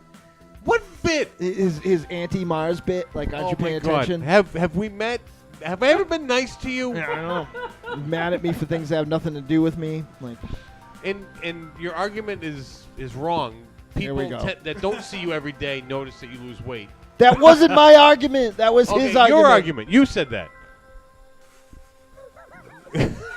Am I? If I don't was know whose argument is whose Was I- I don't anymore. even- yeah. Anyway, I wasn't going to talk about this, but I'm fucking dying, and now Aries is trying to make this his hill to stand on. And I hope I die again. and I You hope Aries started feels this bad. off air, so don't Right. even make it my hill. Riku says listening to Mars talk about his holes isn't as exciting as I imagine. Now I'm saying it publicly. I hope I die, and I hope Aries feels really bad. Wow. Yeah. Because now I was trying to tell him I was sick, trying to say something serious, and he just made a fucking vendetta against soda about it. Yeah. Despite the fact that my doctor said, I Love told my vendetta. doctor exactly what I'm eating when I'm eating. You don't have somebody tell you that how sick you are and then stop being like, oh, well, I don't do this and that. Oh Lie my about God! it. You know what? I don't believe that you're not lying to your doctor, because you know what? I lied to my doctor for years. Yeah, you're always gonna lie to your doctor. Yeah, so you're just. My doctor thought I drank like 2 or 3 drinks a week. Two or three drinks an hour. Oh yeah. They're like, oh, do you drink Raven Shadow? Oh, I have- socially. They fucking Yeah, know. just a very, I- very you, rarely. you go in there occasionally. drunk and you smell of alcohol, they know. I've never 4 lied to times this that doctor happened. one time. You still smoking? Oh, very rarely. Very rarely, yeah. Very rarely. All doctors fucking know that's Yeah, bullshit. I had really bad doctors in the 90s and 2000s. So when I got this doctor, I decided I was going to tell her the truth all the time, and she's done a lot to make my life better. Oh, it's a female doctor? Yeah. I don't believe for a heartbeat you're truthful to her. Hashtag Why? feminism. Why? Because you're not a feminist. No, my doctor is awesome. She's very, very good, and diagnostically, when I went into the doctor the other day, everything seemed fine, and then she drew blood, and then she called me earlier today and said that, like I said, I could be eating poorly. I could be eating, like, every meal a big giant sub and a bag of licorice like I do here, and my blood sugar wouldn't be as high as it is right now. Like, there's something wrong, they said, that is making my blood sugar as high as it is right now. When they took my blood sugar coming into the office, it wasn't that high. But my average, I forget what the test is called, HCH or something like that. My average blood sugar was like 300 something. You know what? I'm going to take a week's vacation and spend a week with you. Yeah. And monitor everything you eat and drink. And That's then go to the fine. doctor with you. It's and going to see be what they get fucking test boring results. because I sleep. I don't even get out of bed most days, so you're going to be fucking bored, so I don't eat at all. So I you're bet gonna you be- like sleep, eat, and drink. No, there's no. Sleeps with a Twizzler. The only reason I got out of bed the other day is because my fucking ceiling started leaking. I would have. It fucking broke my streak of being in bed. Like, the thing is that the reality is I don't even care if this thing kills me. I'm more curious of what it could possibly be because I feel fine. But the reality is that they don't think it's anything that I would be doing. They said I would have to be drinking eating like 2 bags of fucking candy a day. To Anyone find that unreasonable for him? Like, Anyone? No. What kind of candy? Oh, delicious candy. Yeah, no, I don't eat that much candy. All right, we have a fucking movie to talk about, No. guys. Q-Buster. We don't want you to die, Mars, despite what you want.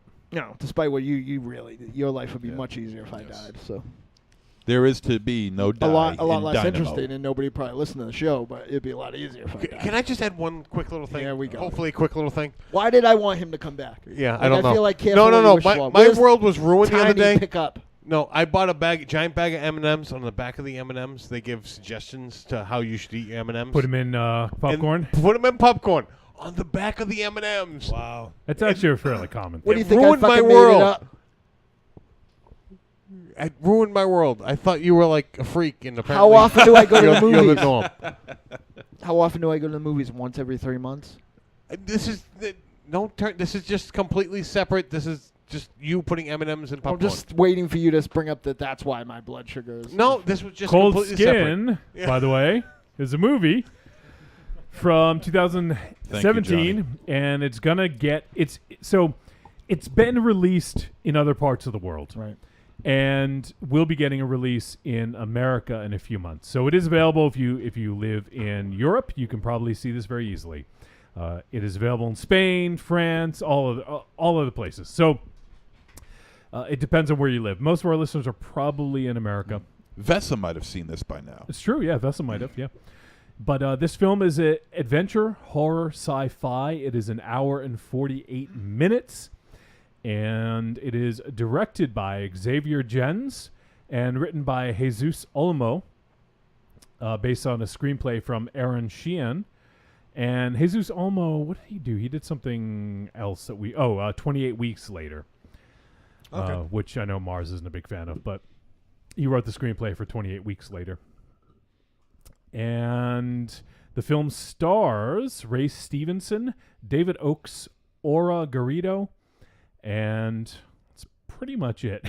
There's a couple other tertiary characters, but really there's three characters that take up the bulk of this film here. I like the captain. Yeah, Captain was cool. I liked him. The first captain? The first captain. Yeah. Captain Axel. Was his name? Yeah. Oh yeah, Captain Axel was. Yeah, awesome. he was awesome. Yeah, he was. And the synopsis. This is kind of a. Let me see if I can find another one because I read two. Okay, here's a slightly more verbose one, but I think it's better. In 1914, just after Franz Ferdinand's assassination that eventually caused World War I, a steamship approaches a desolate island on the edge of the Antarctic Circle, where a young nameless man is poised to take the post of weather observer to live in solitude at the ends of the earth for an entire year until the arrival of his replacement. For the next 12 months, his entire world will consist of a deserted cabin, the surrounding sea, and dangerous strange beings that he discovers are sharing the island. It's a little bit better than the one that says a young man who arrives at a remote island finds himself trapped in a battle for his life. Oh. So, Cold Skin. Yeah, Mars, are you going to say I like that one better. Okay. Like I went I'll into go this. fuck myself. I went into this not knowing like anything about it except we were supposed to watch it. So yeah. So, Cold Skin, as we had mentioned, directed by Xavier Gens, who has directed Frontiers, The Divide, Hitman, and The Crucifixion, which I haven't seen yet. Has anyone seen that? Nope. No. Read the book. Is it a full length though? Yeah, it's a feature. I thought I had seen everything. I think it is. I thought I saw it on Netflix, but maybe not. Here's the poster. I don't know if that rings a bell. No. Nope. All right. Fair enough. I But, just know I liked Frontiers enough to be excited for a video game movie that I didn't care about the video game when it came out, and I liked that one even more. Oh, he also did a segment in ABC's ABC's Death. Yeah, he did X's for Double XL. Yeah. Wiley reminded me of that today, and it was quite a hard-hitting one. Yes. So Xavier Gens directed this, and one thing. So we watched the Spanish version of this because, like I said, the copy that we got came out prior to what I thought was going to be the VOD release. But at the very beginning of the movie, there's a quote, and you guys obviously may not have understood it. Yeah, thank you. I thought it was me, but okay. You had a couple drinks first. You were sure you could read it? It's from Nietzsche, and the quote is, "He who fights with monsters should be careful lest he thereby become a monster." That's funny. That's one of my favorite quotes of all time. Yeah. And if thou gaze long into an abyss, the abyss will also gaze into thee. Oh, that's what it was? Yeah. Anyone who follows my Facebook wall knows that pops up from time to time to time. So Nietzsche was a nihilist, meaning he believed in the meaninglessness of life, the world, and he rejected moral standards. So it's, he's sort of, good for him. Yeah, he's a nihilist, but still. Are you a nihilist, Johnny? No, I'm not. I like nihilistic film endings, though. There you go. But I think that was definitely kind of set a nice tone. And then we have the character of, we're going to refer to him as Friend because he was never given a name except for Ray Stevenson's character calling him Friend. So we don't know what his actual name was. Wait, Ray Stevenson, wasn't he the Punisher? Yes. Yeah, we talked about last week. Punisher Warzone. Oh, yeah, I remember. That was a good conversation. He was the long-haired guy. Gruner. Yeah. Gruner, okay, yeah, cool. Yeah. I like him. He's good. He was in Thor, too. Yeah, he was in Thor. He was in Dexter. And now we're done with the recap. From last week. Previously on. That is literally almost the identical conversation. Yeah, it really is. Yeah. Oh, well, maybe every episode's someone's first episode. It is. Apparently yeah, it's your yours. first episode. Have you listened to yourself before, Ray and Shadow? I didn't yell at you at all today. In case you wonder why we had like a soft tag team breakup, it's because I still love you, but like shit, it was hard to get over. Marty Jannetty. So we have the beginning of this movie. Actually, let me put it on. Yeah, I know you like to do this, Raven I Shadow, do. right? It's like I'm watching it again, or for the first time. Or just for the first Or time. just Yeah, or for the just first for the time. first It doesn't matter time. how I'm watching it, but I watched this movie. I watched it last night. Are you sure? Did you watch all of it? Well, I know that because he asked me because he thought. Oh, no. I'm wondering if you just watched maybe 36 minutes of Because it. he thought we were doing another movie. Right, for the most first. part, he's gonna watch like 45 minutes. But no, I watched it to the end. Really? Not just 36 minutes? Well, I could say the ending, but No. So since this one watched obviously hasn't come out in America, we're not going to talk too much about spoiler stuff. So just kind of keep that on the DL. So let me just move forward here a little bit. So we have the steamship, and the year is 1914, and so After it's World War One. yeah, around World War One-ish. And so we have the character of Friend, who is going to take up this post as weather observer. Well, I think Friend gets there before World War One, right? Yes, I think so, because later on, I think we find out that there is a war. So I think it's immediately, like right before it's about to happen, I believe, if the timeline's right. So we have Friend who is on the ship, and as he says, we set sail 67 days ago, and it's obviously a long trip to this island on the, the edge of the earth, so to speak. And it's Antarctic, and one of the cool things I thought was there was a narration along the way. He's kind of kind of narrating his journal or kind of his thoughts. And to me, I know we briefly talked about this Mars. Actually, we didn't talk about it, but you had mentioned in one of the chat rooms, in the Five Osman chat room, that you thought it was derivative of something else. But I thought that the way... I thought it was opposite of derivative.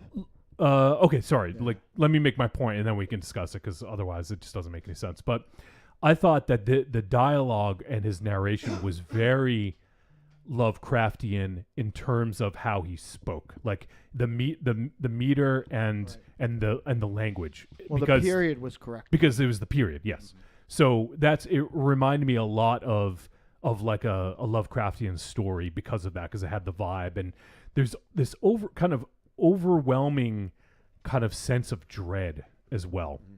That it doesn't really start early on, but the way that the colors are kind of muted, and like it definitely has kind of that feel to it. So it looked beautiful. Yeah, and then we get to the island and we get these gorgeous shots. Like this is a, I mean, I know I say it often, but this is a fucking beautiful film. The way that this is shot and the location that they found is like fucking perfect. And the cinematography is just great. Like I can't say enough good things about the way this movie looks. And they picked, the locations were just fucking perfect. Now, originally they were going to film this in Iceland because that's kind of where it's supposed to be set-ish. Right. And they had like found a good location, but as we find out, there are some characters that are in various states of undress during filming of this, and it would have been kind of impossible to film in Iceland with naked characters. So they found a location on Lanzarote, which is on one of the Canary Islands off the coast of Spain, and and it was perfect because it kind of looks like it has this kind of like almost like charred earth look to it, and it looks like it's cold and not sterile, but like just kind of like bleak, maybe is the right word for it. So I thought that was such a perfect location, and it just looked so good, and especially the way it was filmed. Did I interrupt someone? Was someone going to say something there? Okay, no. So I do have a quote from Xavier again. Xavier Jens. He says, "For me, it was important because you feel what the character is feeling, and in Iceland, you have that volcanic area which is full of a sense of primitive life. You have the feeling to be in a primitive land at the origin of humanity, but it was good to find somewhere else because the character of Daenerys, played by Aura Garrido, is naked every day of the shoot, so it was impossible for her to play the character when it was that cold. So we found Lanzarote, and that landscape was exactly like Iceland, but with the warm weather. It was perfect.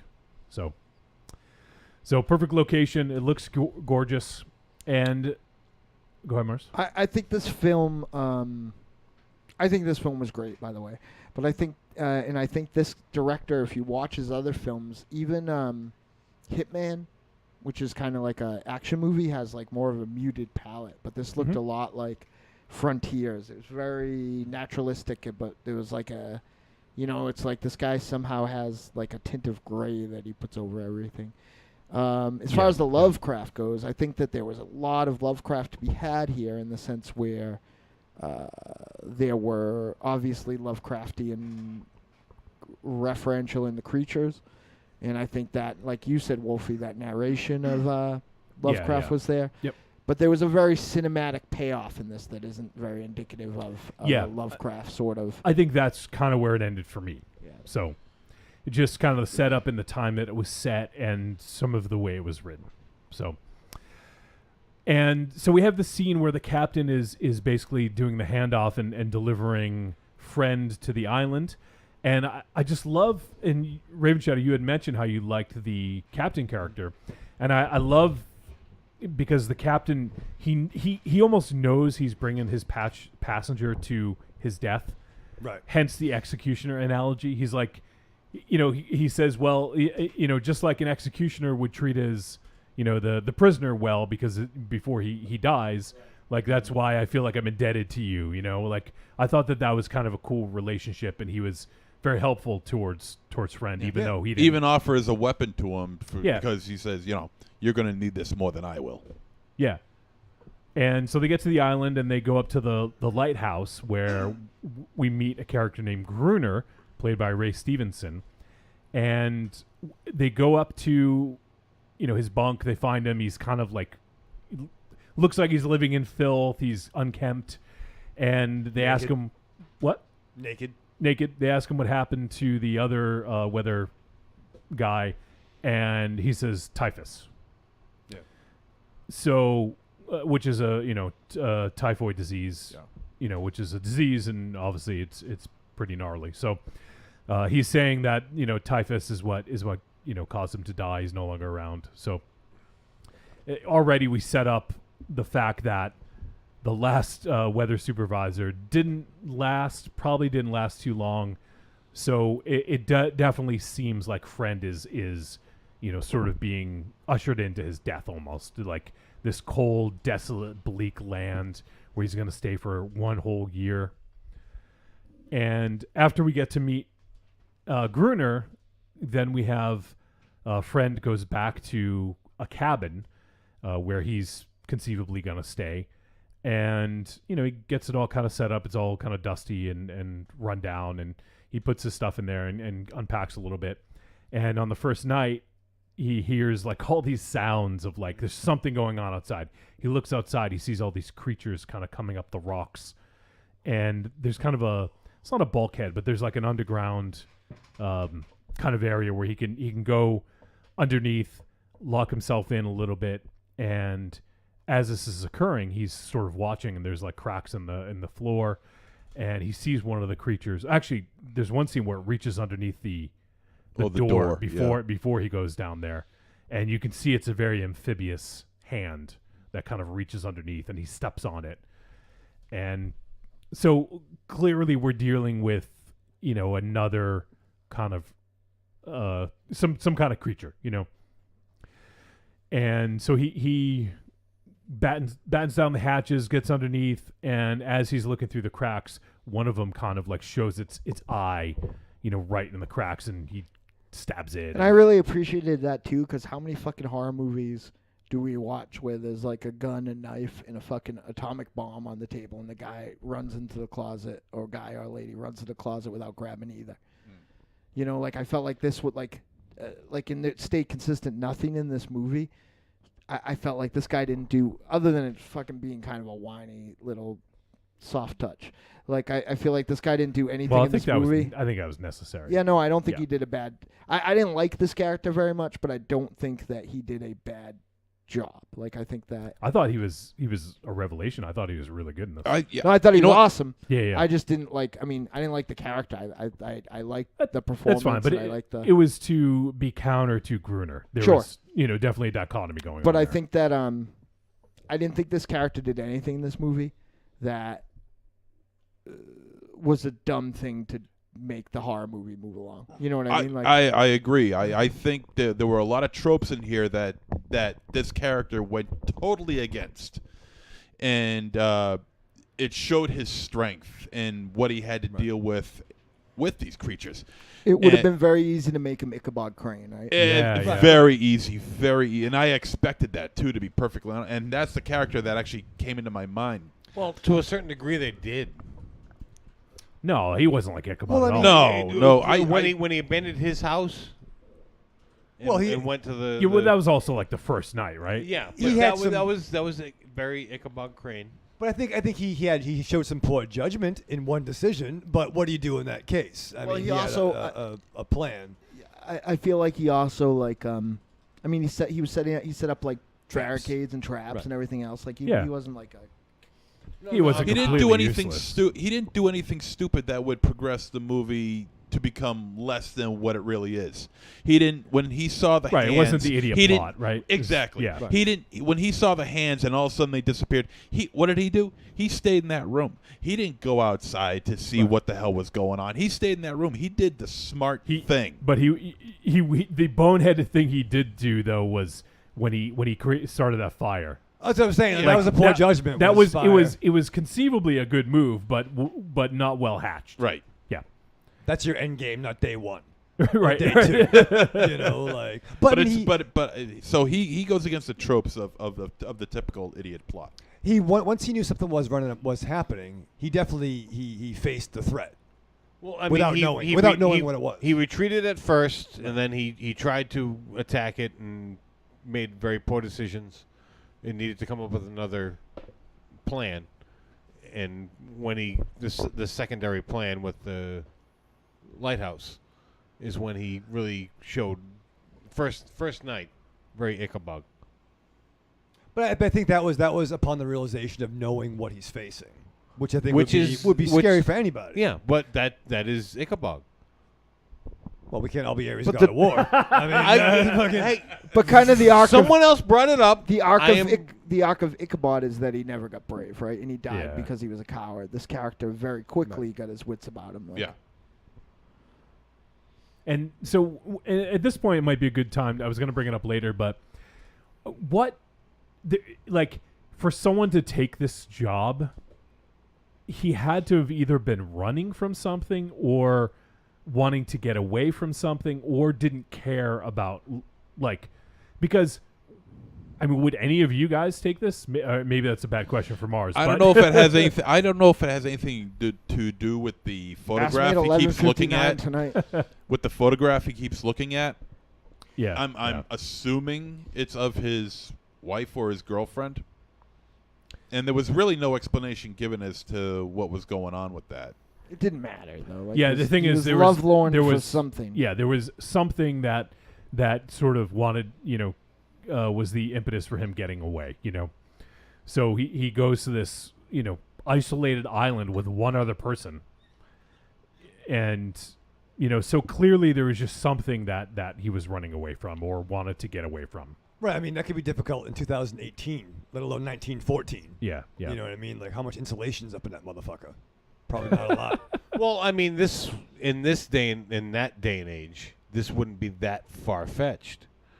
Like, granted, he's isolated from the world, but he's not that taken back from what he's used to. Somebody had to do. Like, that he's job. not taking, he's not giving up his computer and his Wi-Fi Right, and his Netflix. He's merely moving to an island. Raven Shadow, would you But be no able one's to give there. those up? That's where the Yeah, difference but I is, mean, it's like- not that much No, different. like his living situation probably isn't that much different, but the isolation is the problem. Yeah. And it's not. And Aries is right. It's not unrealistic in the sense too. 'Cause, like somebody, like And you're that's a stuck- job somebody has. And you're stuck there for a year. You Yeah. can't do anything. You can't go anywhere. Right. There's If no you way get, if off. you get sick, you better Yeah, bring you're some fucking fucked, yeah. Tylenol. Yeah, You know what I was mean? kind of moving some things around, and you would, there would be kind of rumors of relationships between, the person running, maybe it wasn't a lighthouse, but the person that was in charge of some other government thing or that same job for like another country on another side of that island where they were, the two gentlemen were their only, companions for however long they were there, and they would build like these bonds, whether I imagine at some point some of them probably got down too, but Like Enemy Mine? yeah, or, though nobody fucked the Lugasso Jr. alien, so But he had a baby, though, right? Yeah, that was weird. he did have a baby, so maybe he did. Yeah. Maybe that was the subtext we missed. Mickey Mouse.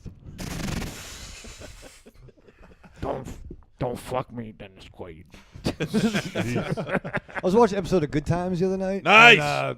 And Penny had an older boyfriend, and James was getting all pissed off. And when the older boyfriend showed up, it turned out to be a 42-year-old Lou Gossett Jr. First of all, it wasn't Penny. Okay, I know which episode you talk about. It wasn't Jesus, Penny. fuck myself. Penny was Janet Jackson, and I'm sorry, and sorry. Penny was long after James. I don't left the want to show. hear you guys fucking complaining about not having time to do anything, because at some point you fucking both watch Good Times. It's quality And Mr. entertainment. Belvedere. Yeah, so don't fucking. It's quality entertainment. I'm fucking struggling to watch all the fucking shit I'm obligated to watch, and you're watching fucking Good Times. Jimmy Walker's a feminist. Did you say a venomous? I said, I'm not even drinking. Yeah, he's a venomous. He likes symbiotes. It's a weird movie, huh? What's his sister's name? What? Thelma. Oh, tell me you're right. So we have at this point, like Hashtag dynamite. at this point, they kind of show the monster, but like not fully. And I think that it was a good sort of tease. Like you get a little glimpse, and I thought that they did a good job of. Yeah. Oh, here we go. It works, Sort of. but no fire extinguishers. And, Yeah, he just started a fire right outside of his little Yeah. cabin. This is You day two. dummy. You big dummy. You big dummy. Like one complaint I did have is that I felt like these like creatures were kind of didn't seem as threatening as they were, because they did seem kind of stymied by, like he nailed up some boards. So like they definitely like he could have stayed there forever seemingly if that one hadn't fallen through the ceiling. Because they didn't seem so tough, but Okay, are you going to be able to get into a building that someone nailed up some boards? I'm not a fucking monster. If there was shit. if Okay. there's 500 of me, you These- could these fucking are- push me down. These are monsters from his point of view. They're not monsters from their point of view. Oh, shit. They're just I'm not talking about the They're fucking just trying to political eat. subtext. I'm talking They're about just how strong trying to they eat. are. I bet they're feminists. Yeah, Monster Lives Matter. they're Yeah. just trying to eat. Yeah, but I just like my monsters be able to fucking get through a wooden door that's latched. That's all I'm saying. That's all. That's a preferential thing. They're just trying to eat. What does that have to do with fucking anything? Well, they- drunk. Well, can They're you bust through a door if you're trying to eat? No. Well, Raven Shadow. If you're trying to eat, can you break through a door? No. I'd call you're you. going to starve. I'd call you. But I don't Aries, think. get me in. But I don't think 500 Raven Shadow monsters are very scary either. Yeah, Well, That's my these point. these aren't much bigger than Raven Shadow. Listen. They're pretty Yeah. skinny. I can be very amphibious. Like if they were you, like I would. But I would they're- prefer I them to mean, be more you. You're interpreting them as monsters. They're just beings. Oh my god. What? What is your problem? Jelly beans, You could say that baked beans. human is the real monster. Yeah. It was beauty that Well, killed the in beast. this, yeah. I mean, we'll probably get there. So at this fuck spoilers. We'll get there. I'm not talking at this anymore. point, we'll just say that friend has to leave his little cabin. And the only other building on the entire island is the lighthouse where Gruner is staying. Okay, ask a question And though. Gruner wouldn't let him in. Yes. If he's going to be a weatherkeeper, didn't he need to be in the lighthouse anyway? No. No, lighthouse has nothing to do with tracking the weather. Yeah. So is that a separate job? Yes. Yeah. That's just for tracking boats. Or no, it's not for tracking boats. It's for making sure they To don't make sure- crash yeah. on the fucking rocks. Yeah. That too. Is that okay, or is what I said there? That's the purpose of a lighthouse, Yeah, but as thank he you. explains, he has absolutely no purpose. So then why are you going to have a dude watch the weather in a cabin? What do you track there? He's You tracking. write He down? says he's tracking the wind patterns Yeah. and the weather. Yeah, you see, he takes some notes and Oh, writes okay, them all right, down. okay. It's like proto meteorology. This is before satellites, so shit's gonna get done on pen Yeah. and paper. I'll be a lot easier Takes to on get paper. satellites. Takes Yeah. a long time. Yeah. Yeah. Oh no shit! This is how they invented satellites. They didn't have Lloyd Lindsay Young on this island. Okay, so Wow, how about that?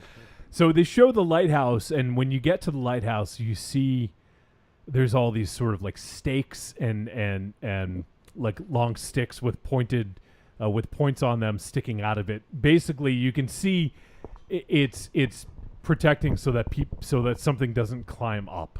The windows have these pikes coming out of them. It's set up so that it can't be scaled. And I think it looks really cool too. It looks really like cool and ominous, like the way that it just obviously it makes sense. It's sensible the way it's set up, but I think it's just kind of a cool way to differentiate. Like I've never seen a lighthouse that looks like that. Granted, it's a very practical reason, but I like the way it looks. So then we have our friend here, and he is now going back to the lighthouse to try to make good with Gruner.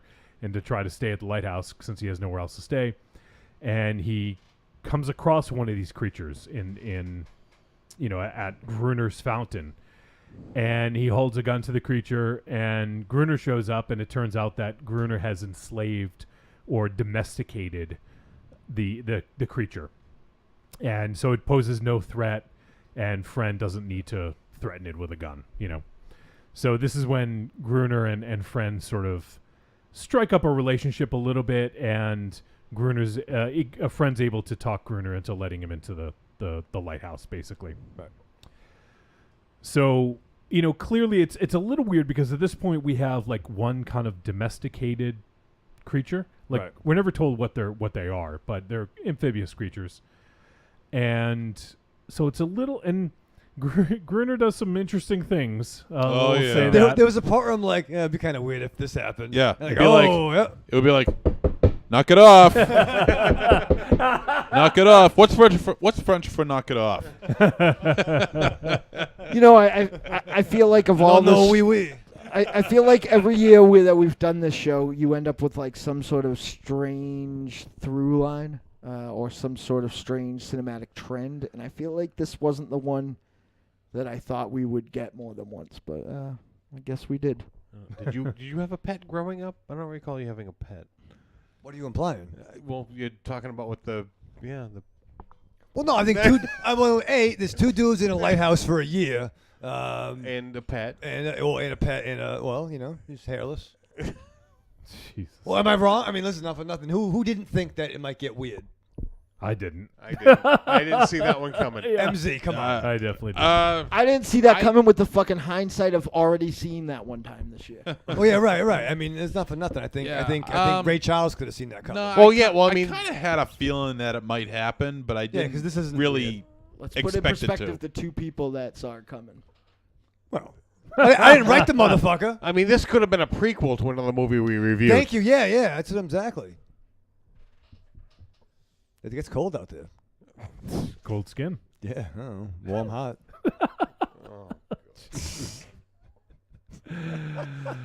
Sorry, we're enlightened now. Moving on. It's kind of hot though. So, I'm trying to think about how we can kind of broach some of the themes in this. I think we can talk about some of the themes. I don't want to talk necessarily about what happens.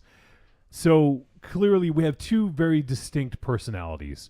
We have Gruner, who is he talks in like, third person, first person. Gruner says this, Gruner does that. Like, he marks his territory with Gruner's fountain. Yeah. So like, there's Bruno smash. there's something that's sort of like, what's the I'm trying to think of the right word. He's kind of a tyrant on this island, I guess. Is like, if you look at some of like these crazy fucking leaders in throughout history, look at fucking Hitler, we look at Alpha male. even Trump, like where they try to, there's a thing where they try to dehumanize. Now, granted, these things aren't human, but to make them lesser than humans. It, like that's, with Trump calling people fucking animals, like, and that's basically the same thing that Hitler did. Yep. Now, I'm not trying to make a distinct, clear path to Gruner and these tyrant figures, but to him, this is he's taking control of his world, and he's sort of invading and enslaving. Well, I do think there was a statement there about him, because like what it really boils down to, maybe it was a little too on the nose, but I do think there's because what all of these kind of, I feel all of these tyrants have generally in common is that they're generally shown to be marginally insecure or dealing with some sort of inadequacy. Absolutely, yeah. Well, something brought Gruner here, and I think Yes. he does Yes. explain as the film progresses, kind of why, he's there. The Gruner says, Yeah, "Do you smell what the Gruner's cooking?" The Gruner says, I don't think Gruner's a tyrant. I think he's also been on the He island is, way he too is. fucking long. Well, we actually don't know how long. It's never stated. Like, I would say more than a year. it's not clear though, because he could have been there just a year. He could have been, like I won't say just because could be a giveaway. But the Gruner says, "Know your role." there's one line that kind of made me jump to that, where what I call Your him a girlfriend tyrant. complaining about me. No. Gruner says, "Kill and conquer. That's what us humans do." Right. And basically, they're invading someone else's land, and then enslaving one of them and killing The rest. the rest. Like that. There's something, and even just to, because this is based on a book, like Yeah. a very popular book, and I didn't know that actually. yeah, it was actually translated in like 31 different languages. It's called same name, Cold Skin. Yeah. Yeah, the end credits And- mentioned that, right? Yeah. Or I think so. And with the book was, the author has said that the book was a metaphor for the Spanish invading Yeah. South America. I mean, this isn't hard. I mean, this isn't fucking hard history here, folks. No, This is an no. Iron Maiden song. Yeah, Like- yeah. Yeah, you can like apply this to unfortunately many different instances. The fucking like the Europeans coming and taking America, right? Like there's a bunch of different examples of this happening where the locals are are killed, enslaved, and their land taken from them. Like that's essentially what's going on here. And so we have these two characters, and I really like the dichotomy, and this kind of speaks to what you were talking about earlier, Mars. I like the dichotomy between Gruner and Friend. Gruner wants to conquer, and Friend wants to study and to learn more about them. And to me, I almost felt like this is the two trains of thought, where Friend was more like science, and Gruner was more like kind of, I don't know if you want to say religion necessarily, but it's two schools of thought. Well, I think Friend was broken too, and I think the story is about him. They both were, yeah. I think the story, I think his arc is sort of about him going from analytical to being passionate, to being compassionate. Sure, yeah. There definitely is a sense of that, where at the beginning he wanted to study them, and he even said, like, if we brought this to people, we become rich, or Right. and then but later on, yes, like he definitely has a bit of a change of heart. So, but they're clearly two different trains of thought, whether you want to say left or right, religion, science, or however you want to word it. They're very two distinct trains of thought. And and there's even that story that Friend, or not a story, but the I guess the parable where Gruner doesn't name the creature, but Friend gave it a name, and he references that where farmers typically will name their cows something kind of benign like Daisy or whatever, and so I thought that was kind of an interesting little story for the time. And Gruner just has no sense of humanity really left, and he just kind of takes whatever he wants and uses it however he wants. That's kind of his thing. So I like the dichotomy between the two characters, and I thought they played very well together. And they both were kind of like working in unison still, despite that. They were able to coexist for a while on the island, and so those two things can kind of coexist, but after a while I think they'll come to a head. So I thought that was a nice little dichotomy between these two. I did want to talk about the makeup a little bit. Now, granted, there is some CGI in this, especially when you see several of the creatures. Subtle at times, though, right? Yes, but it wasn't super. Yeah, you're right. It wasn't super in your face. Like it was used very subtly to the point where you kind of question was that CGI or not? I feel like you went to Del Toro school because it seemed that way, right? Now, the fact that the majority, or all of, rather, I should say, of the attacks take place at night really help out the believability of the CGI and what you're seeing. Yeah. So so they don't really have to go into great detail on these creatures. A lot of them are a lot of the shots are really wide panned out shots where you get a few dozen of them in one shot. So having to really accentuate the features on these creatures really wasn't that much of an issue. The conventional effects on these creatures, I think, were fucking faboo. Yeah. They were so well made. I don't know what they used. Simple and elegant. That's right. I don't know what they used to parlay skin to look the way it did, and to maintain that color tone in this movie where the colors are muted and very soft. It got a very soft touch to it.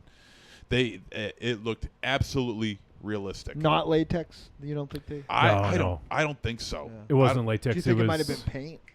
It had to have been some sort of. I'm trying to remember the material that they used because it's kind of has a translucent. Yeah, because it was definitely not latex. I don't know what they used, but it wasn't latex. But I'll look it up and see. It looks so good. I don't know who thought of that, man, but man, they hit a home run with that. One of my complaints about The Ritual when we watched that was I felt like that monster volleyed between cool and ridiculous for me because I felt like the design was just trying to be a little too different. Yep. Or trying to be or trying to be a little too literal on like actual primitive Norse drawings, but with this, I personally, my own preferential thing, I would prefer this. Like, I could understand what the monster was. I could understand how it looked and how it moved. And, I feel like sometimes people tend to overthink things. Yeah, and so the main character that we see of the amphibious creatures is Anaris. And there's a lot of close-ups of her. We get to see her in the day, like a lot of close-ups of her, and her makeup looks phenomenal. Incredible. Yeah, Very well it's done. a really well-designed character, and the application of the makeup was just flawless. And her performance is my favorite this year so far. She was great. Yeah, absolutely. I think that there's a way to do what she did, and draw a lot of attention, chew up a lot of scenery and scenes and stuff like that. And I think the reality was I don't know, this was perfect, And the character evokes so much sympathy. I mean, there's so many moments where you just feel so sorry for her, and the fact that she never speaks, but her body language, the way she breathes in certain scenes, it really exemplifies how to really act without having to say a goddamn word. Sorry to interrupt, MZ. Silicone. I think they use silicone to make the masks because that typically has more of a sort of not see-through, but transparent sort of look to it, where latex is very kind of heavy and so I think it might have been a silicone. Fantastic choice. I love the scene. Yeah. Oh, this is the one where he The Charles Durning point. Yeah, yeah. He basically lets friends sort of sink or swim, basically. There's some very cool scenes in this, and I love Gruner's is as much of a bastard as he can be at times. He was also kind of a multi-dimensional character, and I like the performance by Ray Stevenson. I agree. I think he did a great portrayal of this character. Well, that's the important statement that I was kind of talking about in my opening tirade, is that nobody is any one thing generally, right? Like you can hate hate somebody's like politics, or you can hate their anything else, but like somebody's dad and they treat their kids a certain way, and somebody else is you know what I mean? Like people are seldom any one thing. They're usually shades of gray. And this they illustrated that perfectly with like his just overall look too. Like he was just kind of a very complete human, and in that expounding that metaphor, driving it home with making him be all like gray and grizzled. Yeah, exactly. The long hair, the beard. Yeah, I think it was a good look for him, and definitely sort of made him a little bit more animalistic, I guess you'd say, or primitive maybe might be a better way to say it. But yeah, I think they did a great job with him. And so one of the other scenes I wanted to talk about was we have that scene. So a friend finds a boat, an overturned, sort of like dinghy on that washed up on shore. And he mentions it. That's cool right there. Yeah. After his night of killing creatures. But anyways, he finds this boat, and then he eventually... You almost think that maybe he's going to use it to keep the knowledge to himself, but then he mentions to Gruner, "Hey, I found this boat," and then Gruner mentions that it was some people. What was it like? I think he said some Spanish that had that had sailed there and washed ashore. They crashed or something. Yeah, right? they crashed, but they had some dynamite on their ship. Yeah. So, and then he also finds this crate with one of those fucking iron diving suits, Yeah. And so there's a scene where they go try to retrieve the dynamite, and I fucking love that scene. It was so great because there was something that happened early, right before that I thought it was kind of going to devolve into something very cliched between the two characters. Yeah. But then going there, I'm like, oh. And I know what the helmet was. I'm like, is that a mine? Like, what the fuck is that? Yeah, I thought so at first too. Actually, it was too. Yeah. You know what I mean? And then like when they're doing that, I'm like, oh, this got really fucking that cool, man. scene. There's a scene where friend is down at the bottom he's on the ocean floor, and you can see the bubbles coming up from the suit, and it's just a wide out shot, like kind of what we're seeing right now, and it just looks so.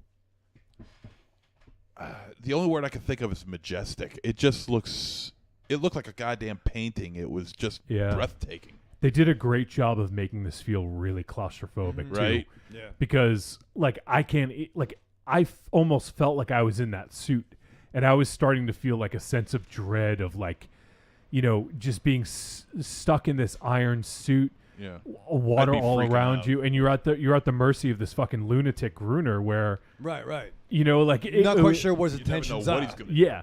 So I love this scene. It's so cool. Like I can't think of too many movies that have used, an iron diving suit like this.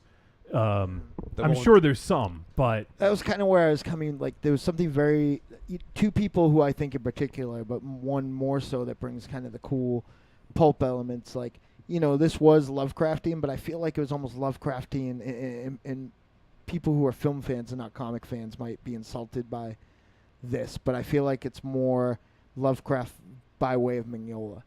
Because I feel like there's a lot of that sort of imagery he uses. He's very big on like the big bulky suits and stuff like that, and I think that. But he also adds like a cool. I always feel like Mignola's Lovecraft is through the lens of Howard. Like he adds a lot of like two-fisted action to it and stuff like that, where, it's always a little Solomon Kane and a little Conan, as opposed to very dry, Lovecraft.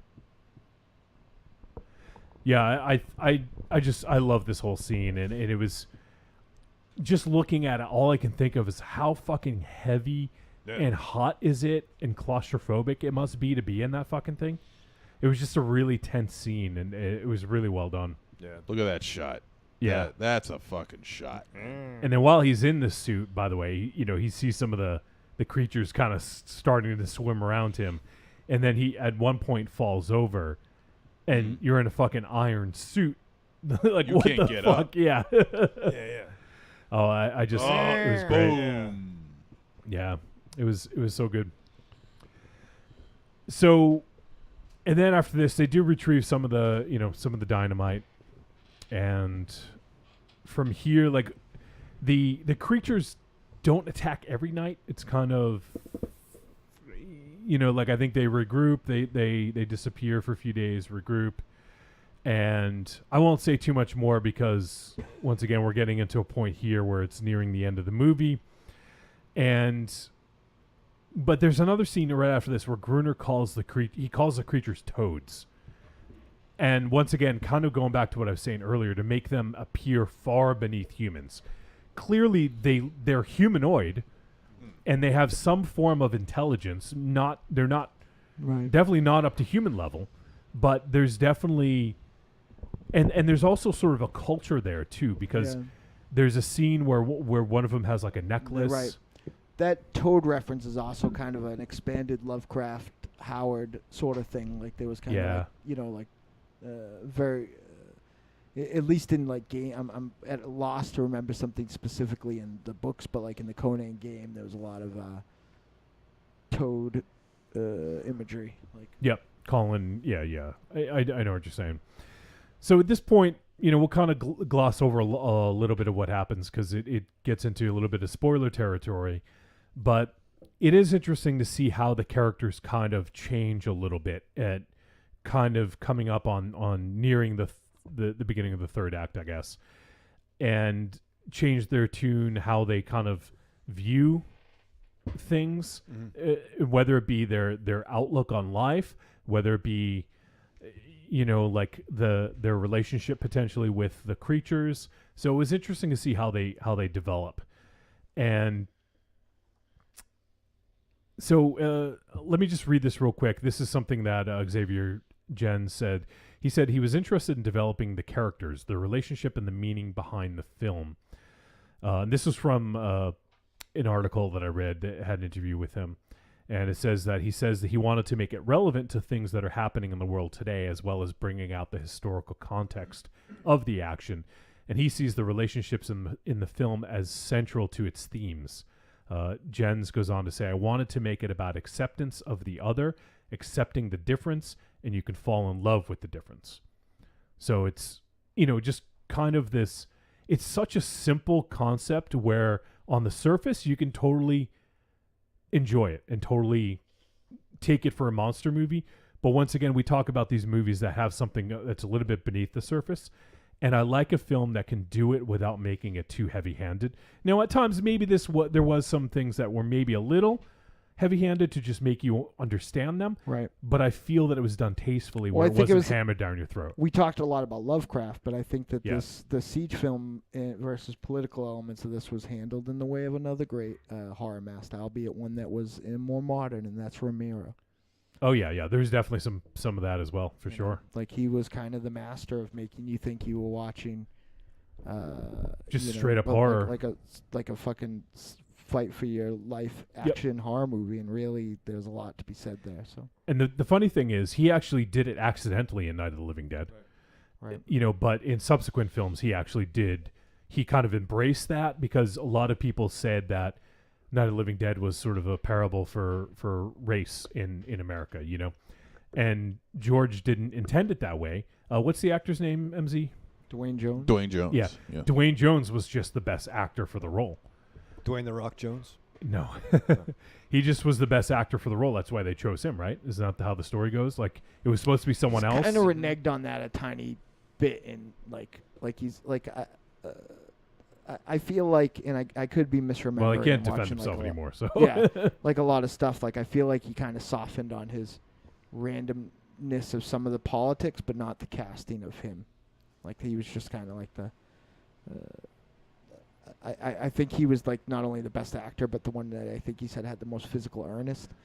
But Well, he's always Yeah. said. Well, Romero always said that maybe he should have thrown something in regards to Ben's race in the script. And Sure, because it was written for a white dude. right. And then that's why he just didn't change the script, So it is interesting. In hindsight, looking at it, it does have a lot to say whether it was intentional or not. Yeah. And I think that George had sort of heard that and then decided to inject some social commentary in subsequent Dead films, So, there certainly is a template there for that style of movie, right? And here we get a little bit of that. And, well, maybe a little bit more than a little, but I thought it was done tastefully where it wasn't in your face. Yeah. Where you have, this is absolutely what it means and you have to look at it this way. You can take this on the surface as a cool creature film. Right. But if you do kind of understand a little bit of what else is going on, it definitely adds a little bit more to it. This definitely also handles the class stuff more eloquently than, say, Land of the Dead did too. I think that the way of him thinking, maybe because it's a more simple story, but the way of him treating these creatures like a lesser class, I think was a more a more well applied take on that sort of classism than as opposed to having the zombies actually march through the center of town and take the skyscraper over. Yeah. Yeah. So I think let's see, let's start to wind down here, I guess, because we're running pretty late. But the one other thing, and you guys are probably going to jump down my throat on this one, but I did feel that there was some strong feminist themes in this, especially with Daenerys' arc, from where she began to where she ended up. I thought that was, once again, I don't know if that was intentional or not, but I do think that it was, even if it wasn't, just kind of a nice little side story for Daenerys and kind of where she ended. There was some stuff at the. Were you gonna comment on it? Well, I just think that you could take that as kind of the it could definitely be taken that way, but I think it's also more broadly the regaining your free will. The arc could have played the same if it was a little boy. Would have been a different movie, but sure. Oh boy, it would have been. To kind of having like a slave, like fight for his freedom, fight for their freedom. Yeah. So, and just looking at the chat room here, Cecil says, "I'm stoked to see this. I like the trailer." Corny says, "I'm surprised that MZ didn't think it was real skin in regard to the I thought the about silicone that for the creatures." I don't know how they got a blue girl. That's weird. Creepy Girl says the creatures were part costume and part CG. I mean, yeah, we talked about that. The main character, Daenerys, was all practical for the most part. There was a couple scenes where there was a little bit of CG added, but kind of like how they use it in, like you mentioned, Guillermo del Toro, or even Peter Jackson. I know a sore subject with some people, but with the Lord of the Rings movies, a lot of times they added them for effect to make more of them. Mm-hmm. I don't think I knew that was a success. Yeah, why is Peter Jackson? What did he do? Peter Jackson with him. Yeah. What Is do he you a touch you? professor too? This is how we turn it into a 5-hour show. I know. Let's talk not. about No, it later. No, I'm fascinated. No. You guys, you've heard him talk about it. No. I don't think I have. 5 words, MZ. 5 words. Sum it up in 5 words. He thinks Peter Jackson's a sellout Okay, there you go. Moving on. Why? 'Cause Why? Why? Oh God. because he did the Lord of the Rings movies, and he left his horror roots. I think I'll simplify it. He sold out every fucking theater with those Here we movies. go. Here we go. He's got to open up his shut fuck. Shut up. Shut fuck. Shut fuck. Shut the up fuck. Fuck up. No, I just think that his resourcefulness of what he was able to accomplish in his earlier work is completely gone in his later work. Ever since he started doing the Lord of the Rings and then King Kong, but he had hundreds of millions of dollars. Exactly, Yeah. exactly. He doesn't need that. He doesn't use that resourcefulness anymore. He's got hundreds of people behind him, hundreds of millions of dollars to work with. You are some of the best bitter computers. fuck. I don't care what you say. Is Sam Raimi a fucking sellout for doing For Love of the Game while making Spider-Man? Oh God, we're moving on. Sam Raimi had a We're million moving people on. behind him at Sony to make those Spider-Man movies. That dude's a sellout. We're moving on. You asked, Aries. I know. No, I was the last one who asked. I was trying to quicken this. So All right. in the chat room, Pap says Lovecraft by Magnola. I'm fucking sold. And first time Mike says, "Oh, that does sound good." And FTM also says that feeds into your Lovecraftian idea, Johnny. And Cecil says this episode goes to 11 Spinal Tap volume wise. I feel like Oh, I thanks. feel like Thanks, Mignola Cecil. always does Lovecraft though. Are they saying that that's a revelation? Like I feel like that's I don't kind of think what so. he does. Yeah, I don't think they're saying it's a revelation. Yeah, That definitely is what he does. He's got a fucking Dagon character. It is fucking super team. It is true. All right. So was there anything else you guys had to say about this flick before we head to the verdict on this one? I know there's a lot, and I feel like we barely even touched the surface. But I mean, with the risk of spoilers, there were some aspects of character development I felt were rushed at certain aspects of it. Okay. But I mean, we're pushing the 2 hour mark to begin with. Yeah. So I can forgive it. Yeah. Because you to develop the characters as much as they should have been, you would have been looking at 2.5 to 3 hours. I think so. Forgivable, but it was rushed at some points. One thing I agree. One thing I did want to say is I did look up. I always, when there's a movie that really sort of grabs me and I feel is a little bit different or something that I haven't quite seen too much, I want to read what other people think of it. So I did. I waded into the cesspool that is IMDb reviews, and I saw so many people saying this is just like Shape of Water. It is not like Shape of Water. Oh, this is not like at all. The only thing that links them together is that there's an amphibious creature. Yeah. Well, And the roles are reversed. Well, I won't say anything more. Yeah, There but is maybe one other thing. But I think that I can't remember what it is, but somebody in the chat room was comparing. Fuck, I can't remember, but it's that same sort of thing. Like people get like a fucking dog with a bone, and they see like one fucking element, and they can't let it go. Right. And I did see a lot of people also say that there were so many plot holes in this movie, which I totally disagree. They didn't understand why they were attacking, which it's so clear why they're attacking. Like, if people don't know, they didn't watch the fucking movie.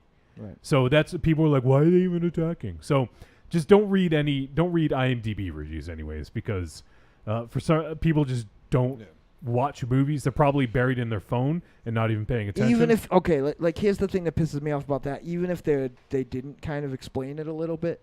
Like, since when do we need a fucking movie for monsters to be acting? It doesn't matter. In a siege movie, does it matter why the monsters are what? It could be all those reasons and none of them. But monsters are, you know what I'm saying? Like, it doesn't. Monsters be crazy, yo. There's some crazy monsters out there on Crazy Monster Island. Could have been a well-adjusted Monster Island.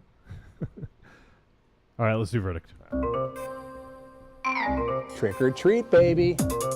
I wonder if people would say you're a trick or a treat. Trick or treat, motherfucker. All right, verdict time. We're going to let you know whether this flick is a trick or a treat and any final thoughts we may have. Let's kick it off with the Mars Man. Treat. All right, MZ. This is a treat. Aries. This is definitely a treat. Wow. No one has anything to say. Raven Shadow. Thoroughly enjoyed it. Treat. Wow. All right. Yeah, for me, this is a big time treat. This is a gorgeous looking film, both in look and depth. And I think it deals with some pretty heavy themes, especially ones that are somewhat relevant still now. We have Gruner trying to destroy without understanding, or even trying to understand while Friend wants to know more. He's intrigued by the unknown. And I just like the dichotomy between the two creatures. The performances by all three main characters were fucking great. And I think the cinematography in this was breathtaking. All around, this is a great flick. And perhaps why it didn't come out on VOD when we thought it was is because perhaps they're trying to get a theatrical release, which I think this should get, because this is... I don't know if this would find its audience in theaters, unfortunately. but I think it's a film that needs to be seen. It's a really well fucking made film. As much as I like it, I feel like there's more for Johnny on the spot to like in Is this. that me? Than, yeah, Johnny on the spot to like this than say the fucking Monsters That Like Sound movie that we saw the other day. Quiet Place. Quiet Place. Like I think this is more accessible than that. I feel the masses would tear this apart. Well, I think the thing is, based on the time period and sort of some of the dialogue, I think that maybe it wouldn't get over, which is sad, but I don't know if it would get over as well as like a more modern movie like A Quiet Place. And definitely the pacing of it as well. Yeah. What about The Witch, though, right? Sure. Yeah. I mean, this is definitely more fast-paced. This has more action than Oh, sure. in the first 10 minutes than The Witch has in the entire movie. So, I think that it could work, but, I don't know. That's one of those weird things. I mean, we all loved it, and, like, it's rare when I go around the room and everyone just says treat, and doesn't have anything else to say. So, this to me was I don't know. I just thought like, hey, this is just coming out on VOD. But then when I saw it, and it kind of really speaks to the fact that maybe that's why they held it off on VOD, because I think this is a movie that should be seen. I think this would be a great theatrical experience as well. Yeah. I wish I had been able to see this in the theater. And the performances are great. It looks fucking great. Mm-hmm. And yeah, this is a really good movie, guys. And I think that when this hits VOD, when it comes out on DVD, Blu-ray, I definitely recommend you guys checking it out. If you want to, you can get the Spanish or the French DVD right now. I think you can get it off of Amazon. So, as long as I think it's pretty reasonably priced as well, I think you can get it. So if you guys don't want to wait, you can get one of those copies. They're Region 2, I believe, so you just need to have an all-region player. And but otherwise, if you want to wait a few months, I think it's going to get a limited theatrical release and hit some theaters. And also on VOD in September. So I would definitely recommend checking this one out. It was a really fucking good movie. Great creature design, great performances, great direction, great cinematography. And even the soundtrack wasn't in the forefront, but it did exactly what it needed to. I thought it was a good score as well. Good sound design. So pretty much get fucking good grades all around. So Creepy Girl says, I loved Cold Skin. So there you go. There you go. And Evil Corny says Raimi did do a Simple Plan on The Gift in between those Spider-Man films. And Simple Plan was awesome. It was, yeah. So good. Cecil says Raimi and Jackson are gold forever. I don't mind. There you go. Who said that? Cecil. See, you're wrong, MZ. And FTM says, I will watch this when I can get it. This sounds cool. So...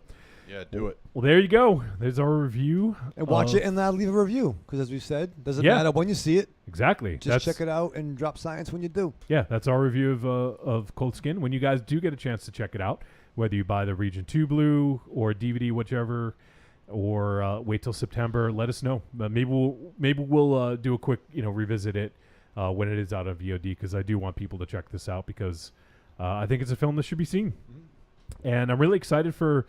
I haven't seen all of Xavier Jens' films, but I'm really excited to see what he does after this. I hope he's able to do some more things like this. I think I feel this is a step up from what he's done. No, I based on what I've seen, it is. Yeah. I saw The Divide in the theater when that came out, and I've seen Hitman. I do absolutely agree that this is a step up from some of the other stuff. In Frontiers, please don't think I'm saying anything negative about it.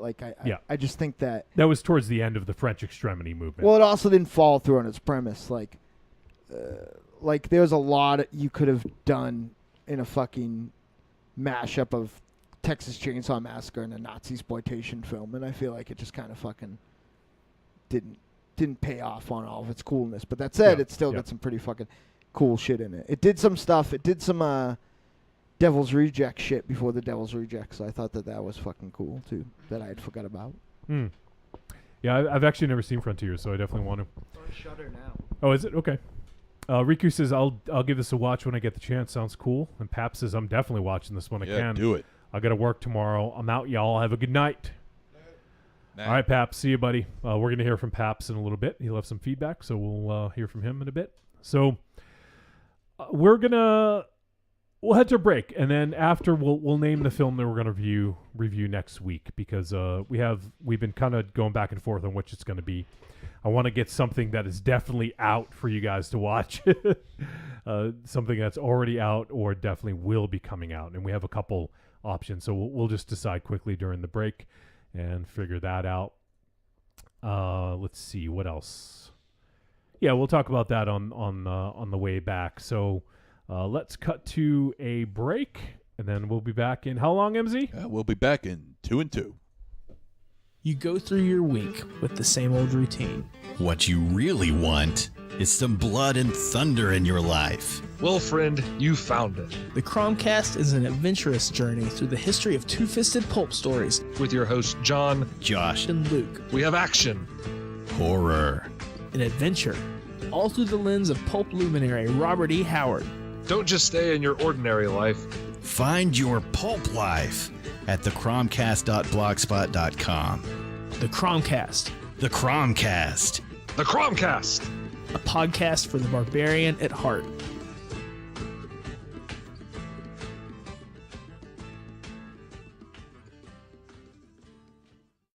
Oh, delicious nerds. Ms. M knows you like to chat it up with other sexy shut-ins about comics, movies, video games, and your favorite TV shows. If that sounds like you, cuddle up to the Trick or Treat Radio Facebook group, or the FIB. That stands for Fan Interaction Board. Just go to Facebook and search for Trick or Treat Radio and have more fun than a Jedi at a lightsaber sale. Not enough? Watch us on YouTube, the Deadites TV, all one word. Last but not least, check out the world's most dangerous talk radio show, Trick or Treat Radio, at trickortreatradio.com. I'm Alex West. And I'm Andrea Subasati, and we're from the Faculty of Horror podcast. And you're listening to Trick or Treat Radio. Hello, this is the Sasquatch, aka Bigfoot, but you can just call me Frank. And when I'm not stomping around the woods throwing rocks at hunters, I like to listen to the Paranormal Punchers podcast. That's right, Paranormal Punchers. They talk about all things paranormal, and they're hilarious. Go find them on iTunes, Stitcher Radio, Google Play, and ParanormalPunchers.com.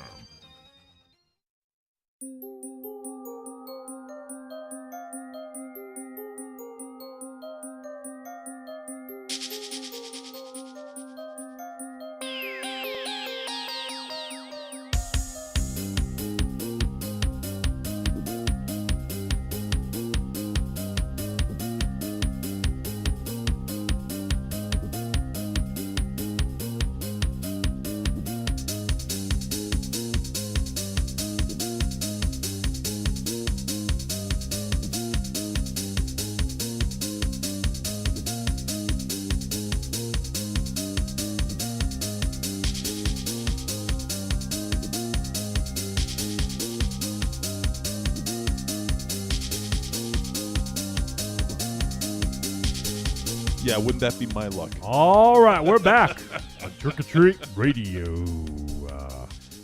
Oh, we're back. We're back. Hey, Hey. Wow, man. Creepy Girl says, what? You've never seen Frontiers? The camera work was great, and the special effects. Who's never seen Frontiers? Me. What the hell's wrong with you? I haven't seen it.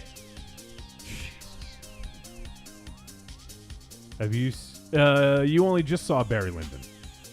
Yes. So who are you to fucking talk? Me? Well, you did Barry see it, Lyndon so. was awesome. Yeah. That movie was fucking It's very good. amazing. I haven't seen it in about 15 years. I went on a big Kubrick kick when I worked at the video store, so I saw I don't blame you. that, Lolita, some Dr. of his... Strangelove. Yeah, I'd seen that, but I did watch that again. Yeah. Yeah, I watched a bunch of his... was it The Killing? The Killing. Oh, The Killing. Oh, that's Okay. great. Have you seen The Killing? That one's passed by me. Yeah, it's a good one. I think it's his first. I think it's his first film, if I'm not mistaken. Mm. Yeah, I would check out The Killing. Let me see if that was his first.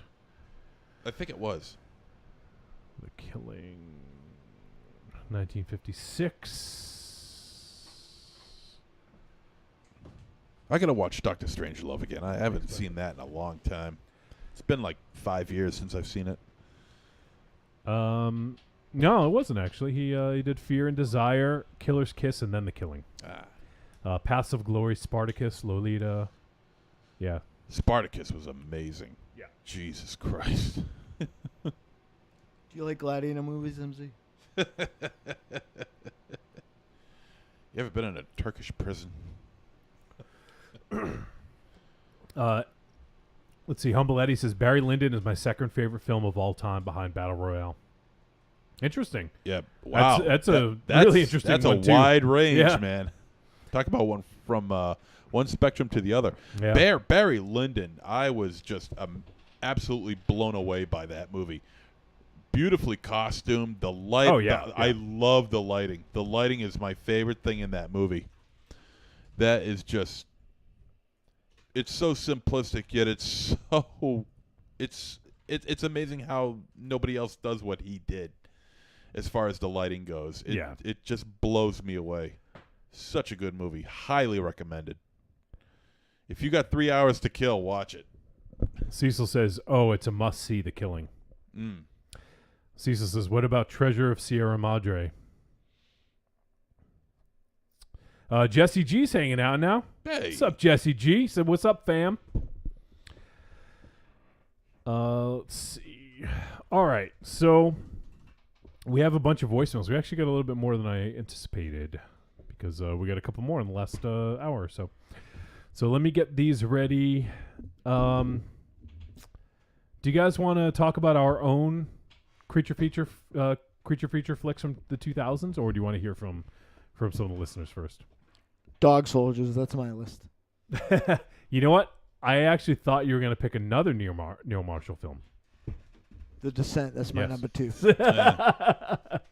Are you excited for him to do Hellboy? I am just excited for him to be out of television purgatory, like because he was doing like Game of Thrones. Yeah, I'm glad he's fucking working, but it's not as sure. You're not really putting any of your style. You're kind of using the house style, you know. So well, you didn't watch Game of Thrones, did you? I watched 2 episodes that he did. Okay, because his definitely had they called him in when they needed to do something specific. Well, what's funny is I just watched. It didn't necessarily have his an stamp interview on of it. him like talking about it. Like one of the first time they called him in, and he had like a week leeway for some big battle. Well, that was the big one. Was the battle. So yeah, I mean they called him. See, the good thing is that 10, even 20 years ago, like that wasn't an avenue for filmmakers. You know, filmmakers, you either made films or because TV was like purgatory. That was like the death knell. If you're doing TV for a filmmaker like 20 years ago. Yeah, they also weren't. They weren't shot as like a filmmaker Agreed. would be. They were shot very commercially. They're very cinematic now. A lot of times, like especially if you guys watch Game of Thrones. I mean, it's clearly whether you like it or not. It's very cinematic. Right. So that's why they bring in a lot of filmmakers to do it. So totally makes sense. Oh, we just got another one from Creepy Girl, too. Man, we got a lot of voicemail tonight. Yeah. Well, let's get to it. Coming all in the last minute. So, okay, I guess Mars gave his, and he gave a twofer, The Descent. Oh, fuck. What? There's You can give there's that more. if you want. There's more movies out there, Raven Shadow. Descent 2. It is a different movie. It is, yeah. Still dissenting. No, it's not my pick. Who else wants to go? I'm going to go. Go. It could be, does Attack the Block count? Sure. I fucking love that movie. Yeah, it's good. It's good. Fucking dope. Creatures, monsters, yeah. Get off our block. Yeah, that's a good one. And see that. If you haven't fucking seen Attack the Block, see that motherfucker. It's got John Boyega. Yeah. Your boy. Chef Boyega. Yeah. Bon Boyega. It's got Nick Frost in an awesome role. Yeah. Oh, he's just in a cameo, right? Yeah. I'd say a smidge above a cameo. Yeah. I haven't seen it in about 10 years, so. Has everyone seen that movie? Attack the Block? Yeah. Yes. Aries, I have. Have you seen it? I Aries? have not. No. Oh, you'd Yeah, fucking you should love check it out. It's got Finn from. I can let you borrow it, Aries, if you want. You have it on VHS? You have it on book on tape? Wait, no, Tonight, only Johnny will understand my hate, but like tonight, I am only marginally more satisfied with Aries above Flip Kendrick tonight. You have it on Betamax? Yep. Viewmaster? I almost said Flip Wilson. Flip Wilson. Right. Flip Kendrick is the most vanilla of vanilla high flyers, folks, if you don't know. And he's also has some really fucking weird science beliefs. Flip Gordon? Flip Gordon, that's his name. Flip Kendrick is the kung fu guy, right? Yeah, I yeah. do that all the time. I'm just glad I didn't say Flip Wilson. Yeah. Do you need some help? What? You need He's somebody what do you having need help some- with? He's major issues over here with his seat. You need somebody to rub your hoops? Yeah, dude, that was nice, dude. Don't knock it, Johnny. You got hoops. You know what it's like. I got It's hoops. I've never had them rubbed. Oh, come over here. I'll fucking show you. Go to my dentist. I'll get you a You point. two can rub your own hoops and. Oh, it's fun. You should get your ears pierced, Aries. No. It's so nice. So you get your hoops rubbed. Yeah, it's nice. I kind of like my earlobes being touched a little bit. A little bit? Yeah, it's a little bit, you know. All right. Who doesn't? Humble Eddie says Raven Shadow took mine. No, well, Dynamo took mine. What was yours again, Raven Shadow? Attack the Block. There you go, yeah. Yeah. Let's see. Let me see if there's let's see if there's anything in the chat room that I missed. Jesse G says great PC game, Raven Shadow. What? Attack the Block PC game? I don't know. What does that mean, Jesse G? Was it some kind of like fucking first person low brubber? Jesus. Humble Eddie says those gorilla wolf moths fuckers look awesome. Yes. Yes. All right. Dynamite drop. There you go. Yeah. Did anyone else have I do. Go. Sorry, MZ. Next week, the movie we're gonna review. MZ won't be here, right? That's right. I'll be in Maine. He'll be in Maine. He's gonna miss the show. How long you be in Maine for? Motherfucker. Vacation. How long? It's on Shudder. Maybe we can get a Deadite.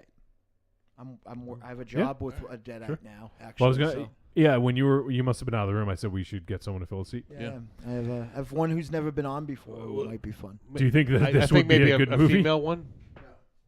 No. For this one, I think it would be a good one. Okay. It's not a. I mean, I guess. I mean, if we call Myra, she could we watch any old fucking repugnant shit. yeah. But there's one who's never been on before. So.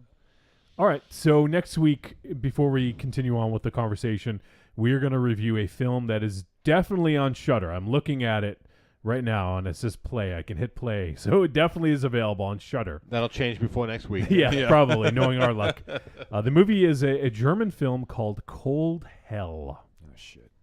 What? Scare me. Subtitles. Der Samurai was German. That You was love good. that was movie? good. Yeah, yeah, just Oh, here's the end of the movie. And I love that scene. Yeah, that's great. Although I'm a little unsure of the ending. I'll talk to you guys off air. All right. So we're going to do a German film called Cold Hell. It is available on Shudder. You guys want to play along at home, please do. And let me see the synopsis here.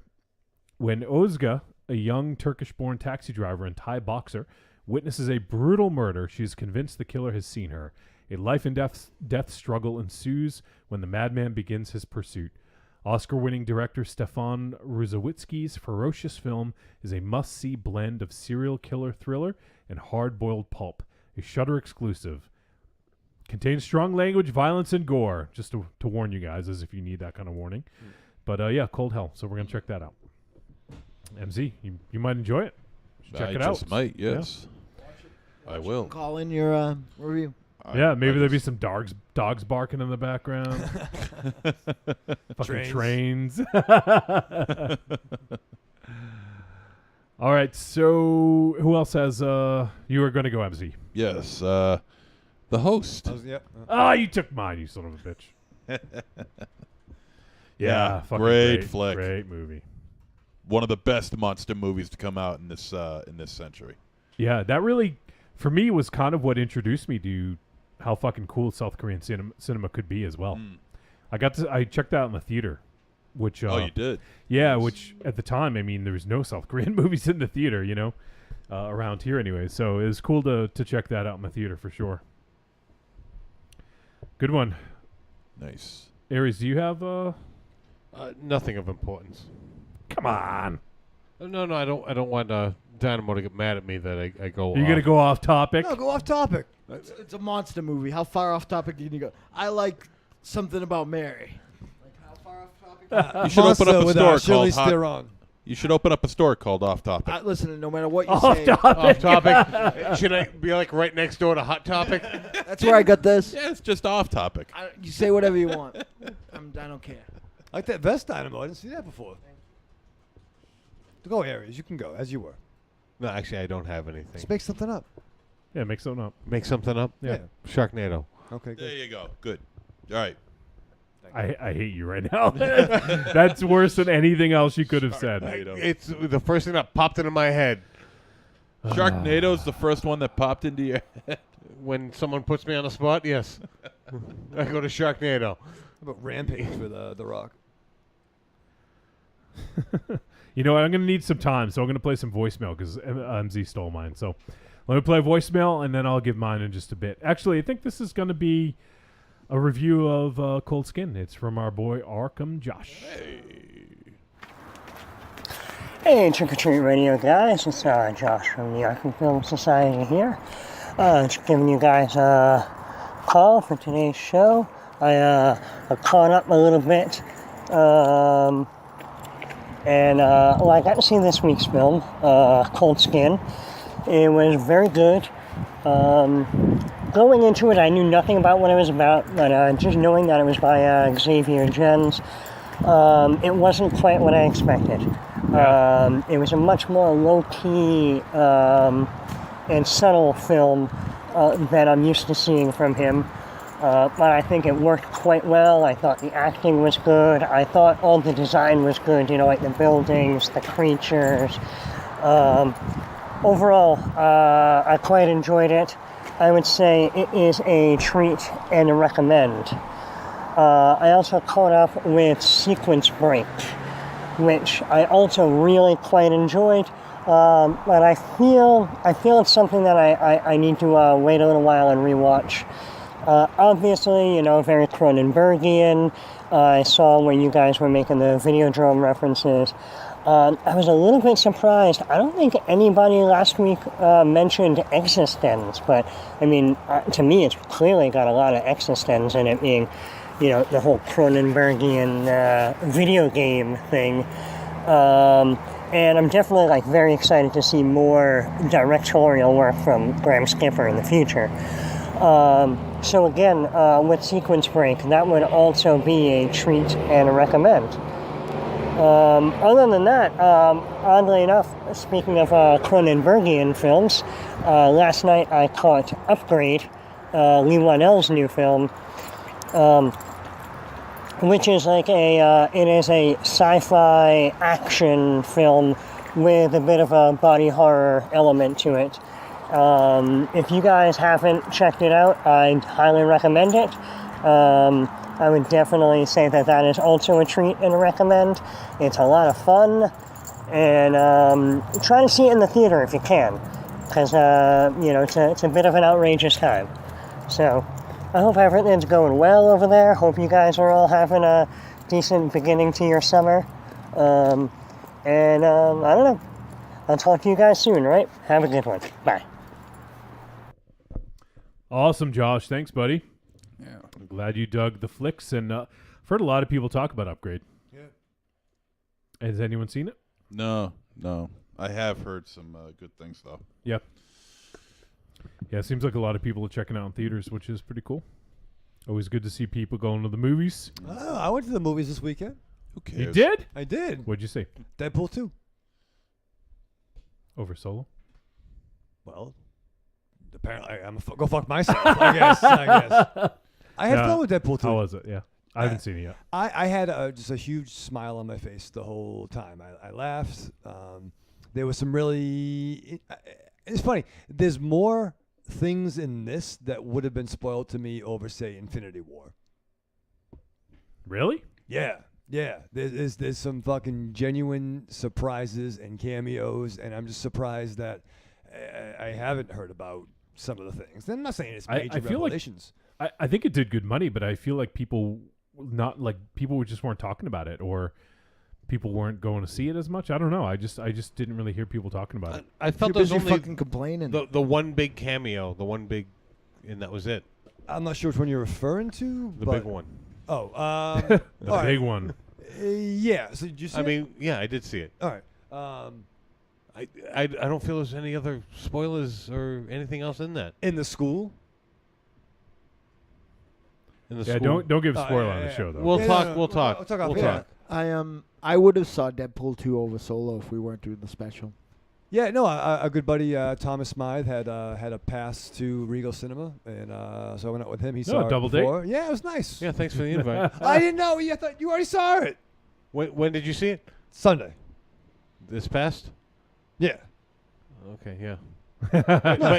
but you could have given me a call. Thanks for calling me too. I thought you saw it. No. Thanks for calling me too. Jesus Christ, thanks for Ray. calling me, you ass bag.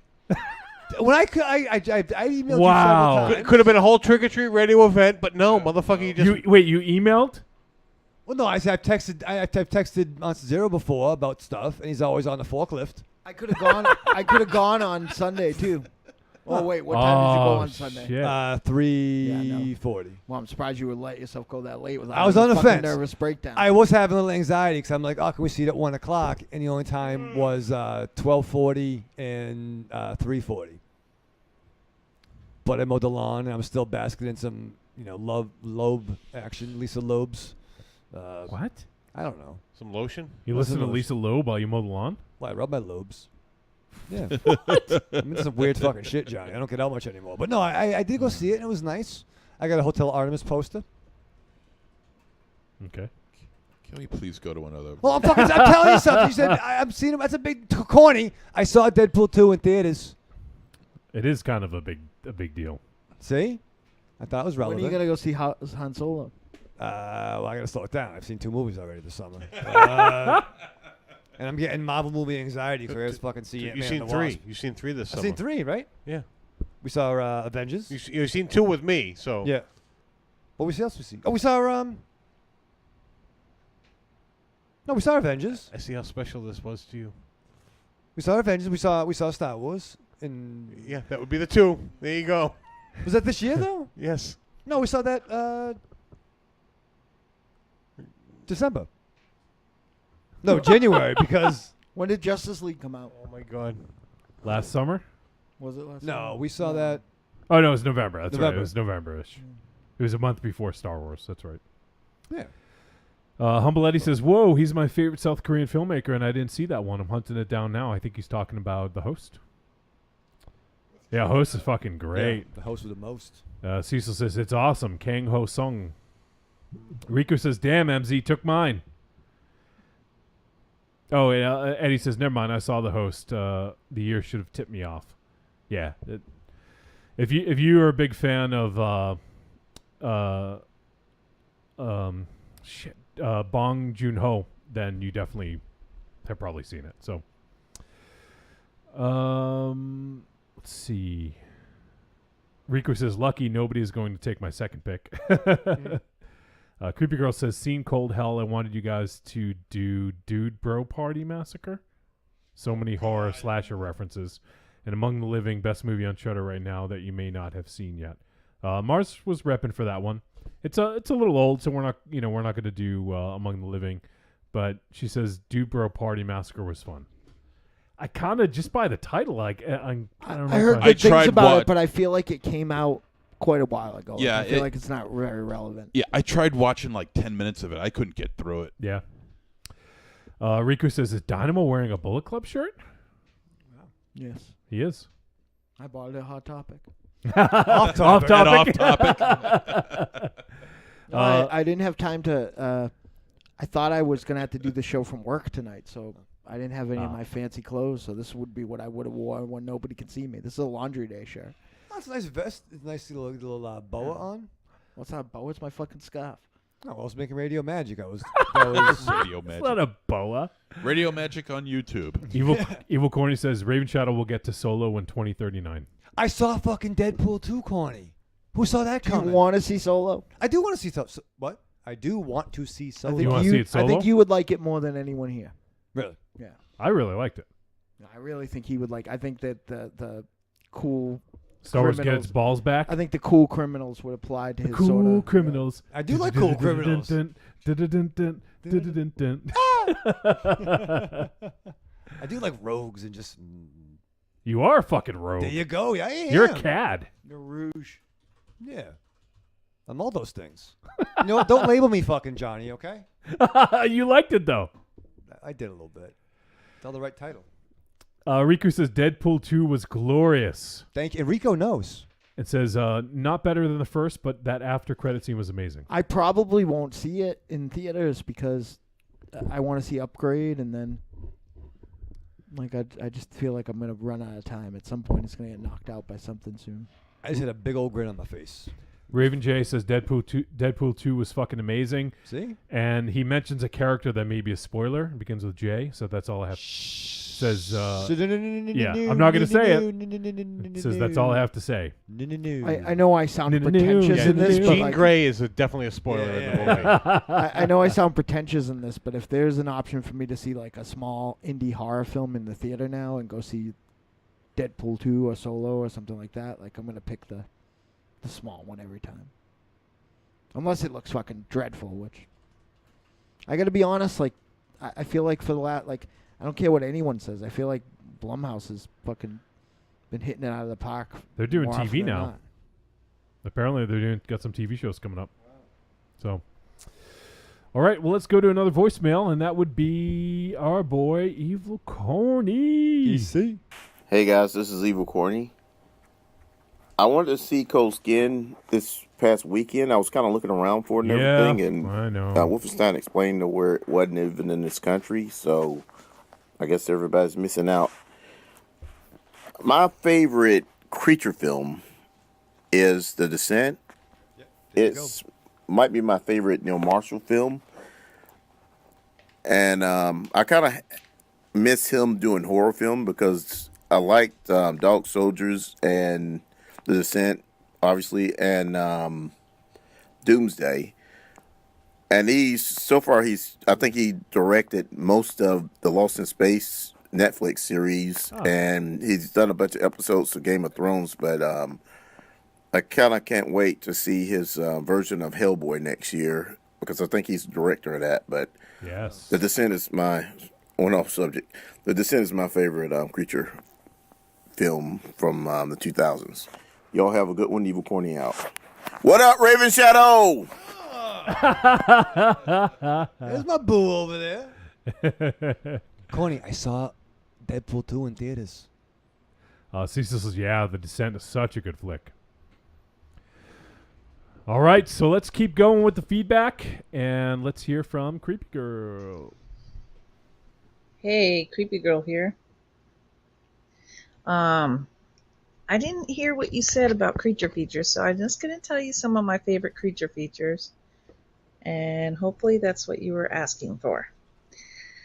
I'll go real fast. Okay, Rogue is my favorite crocodile, best CG crocodile ever. I love that movie. Host, I love that movie. That creature in that is so cool. That big slimy thing that takes the kid's sister. Feast, I love Feast. They have like, those creatures are kind of like weird and unique and sexual and all insane. I love Feast. I love the Feast series. Splinter, that's another creature feature where the creature was so cool, so original, and what they turned people into, even those creatures were cool.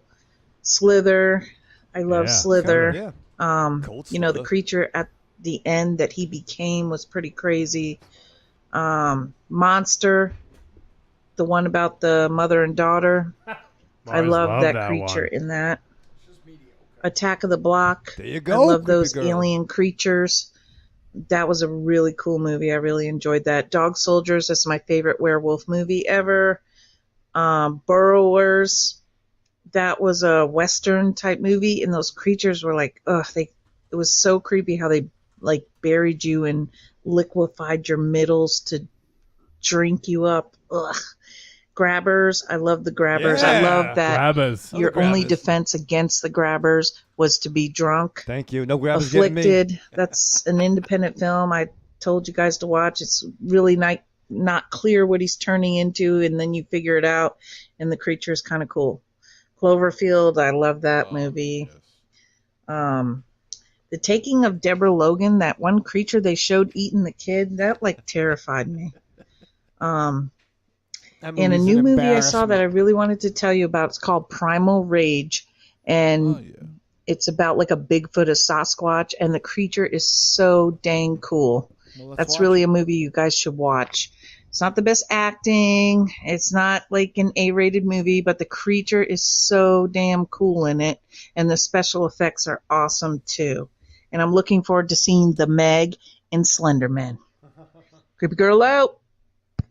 All right, creepy girl. Thank you. Some good I'm ones waiting there. for the Meg too. That's going to be great. Come to dinner, she'll be there. I think creepy girl. I think most of those, if not all of them, were in the 2000s. Yeah. So you got There's it. one more that I just remembered that I gotta say it. The Mist. Yep. 2007. Yeah. Yeah. Fantastic. Was that 2007, really? Would you say you almost missed that one? Oh. Just barely. Just barely. I fucking adored The Mist.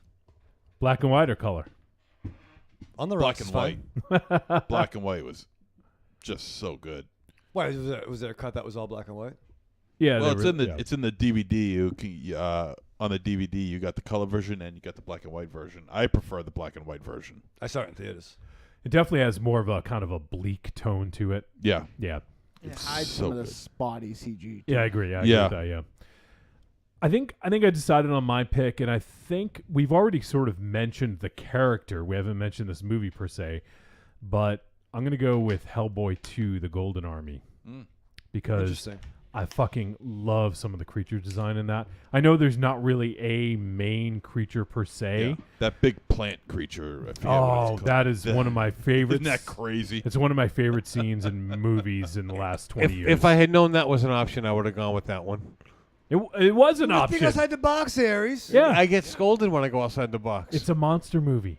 It's a creature feature. I get scolded. See what you did You now. are the most sensitive of sensitive fucking two. I have Aries. I have one feeling, and it gets hurt a lot. Aries, I'm going to whisper this to you, okay? Okay. Troll Hunter. No. Oh, it has subtitles. Of course you haven't seen it. That movie is fucking awesome. Troll Hunter was going to be my runner-up, though. Did Golden Army have the one with the teeth, like the tooth fairies? Yes. Yeah. The tooth fairies. And it has the creature at the end when Hellboy is dying. It was the one with the angel of death or something like that. Oh, I fucking love that creature design. Let me find it. It's a shame he couldn't do a third one. I know. I'm actually really excited about Neil Marshall doing it though. Yeah. Here's the creature I'm talking about. Is he doing a separate movie or is it the third movie? No, it's all It's new. third, yeah. Oh, it is the third. Is it in continuity? No, I mean, it's not like a sequel to Golden Army. All right, let me show you this. This is the character I was think he's thinking going to of. make it a little more gritty, which I think so. Yeah, about. it's going to be an R-rated too. I would love for it to actually be like chapters. This character here. Oh, that's great. Yeah, with the eyes on the wings. Oh yeah, I remember him. Yeah. Oh, he's fucking terrifying. Yeah, I fucking love that character. There's just so many great creature designs. Once again, I mean, it's Guillermo del Toro, so Pan's Labyrinth. I still haven't seen that. Really? I haven't. Oh, You have not seen Pan's Labyrinth? No, but I love the fucking dude, the design of the fucking. Oh, the Pale Man. Yeah. Played by Doug Jones. Yep. Doug Jones. Doug Jones. We got a thing going on. I want to come on Toby Jones. Toby Jones. Jeez. All right, let's keep going. And let's hear from our boy FTM. First time Mike. What's up, Trick or Treat family? This is First Time Mike. How's everybody doing? My creature feature that I would like to add to the mix today is 2007's Black Sheep, a New Zealand horror movie.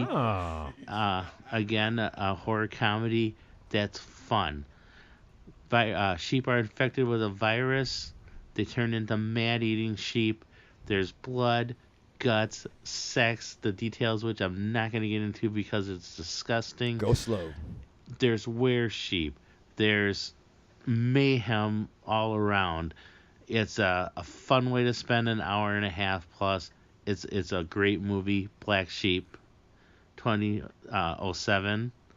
Also, another favorite creature feature, the end of Cabin in the Woods. Come at me, bro. Oh, yeah. Because I got Ares, God of War, having my back on that, and I will go to war over that. This is first time Mike saying goodnight. Wow, Oh, it's a fire. Oh, my God. There's a fire in FTM. FTM. Fire time, Mike. First of all, first time, Mike, I would never come at you. You're my boy. But I'm not a fan of Cabin in the Woods. But some good picks there. I have not seen Black Sheep. Has anyone else? Yes. No. You gotta say it to the mic, MZ. Yes. And did you enjoy it? It's not bad. It's not a terrible film. It was a Fango release, wasn't it? I don't think so. No, this was Dimension Extreme release. The one with Chris Farley and David Spade? Yes. No, not that. That's more terrifying. No, it's not too bad. You know, it's all right. It's par for the course as far as I'm concerned. All right. Let's continue on with Humble Eddie. Oh. Hey, Trick or Treat Radio, Humble Eddie here. And I just got done watching what very well may be the greatest slasher movie ever made. Wow. It's a little gem from 1982. She goes by the name The New York Ripper. Yeah. It's a Lucio Fulci film. And, well, I guess technically it's a Giallo film, but I don't know. I think the needle of that gauge points more towards slasher than in comparison to most movies that fall in that genre. But anyway, man, I mean, this thing is phenomenal. I can't believe, like, it's gorier than gory. It's sleazier than Yo Quiero Taco Smell. I mean, this thing is just extraordinary. It's literally like the most intoxicating movie I've watched in recent memory. And, man, I mean, as far as a throwback GGTMC pick of the week goes, I can't think of anything better, boys. Hint, hint. No, but seriously, this thing delivers to a degree that no horror movie I've ever been recommended has. It's glorious. It's like it'll never be made again. It's completely a product of its time, and it's just beautiful for it. And I think you guys should really cover it for the show. It's just absolutely my favorite slasher film of all time. 1982 Lucio Fulci masterpiece, The New York Ripper. And while I got you on the horn, what is your favorite 80s slasher movie? Talk to you later, Trick or Treat Radio. Hey, we ask the questions, all right? Not you. Just when you change, what does Piper say? Just when you have the answers, I change the questions. Yeah. That's a tough one. I'm going to go first. Maniac would be mine. I think 1981? 1980. 80, okay. It was off a year, but Maniac starring Joe Spinell. Oh, that not the 2018 TV series. What the fuck? Yes. Was this a TV series? It was 1980. I was right. Son of a bitch. Oh, I guess technically it came out in 81. All right, you were right. Directed by Bill Lustig and starring Joe Spinell, of course. Yeah. And the wonderful Caroline Munro. Yes. How could I forget her? But yes, that would be mine. I wanted to get that out first. Favorite slasher, you guys? It's tough for me to pick between because these three I watch them once a year. But I'm gonna go with Friday the 13th Part 4. But if you asked me tomorrow, I might say Part 6. But I'm starting to really love, and I didn't like it before Part 5. So. So one of the three. But Part 4 All is. I think Part 4 is the best slasher ever. Like took everything. It had learned all the lessons from what had come before in both slashers and everything else, and started subverting them a little bit. And it also had, I think, the most likable cast in a slasher ever. So Okay. it's got fucking the best dance ever too.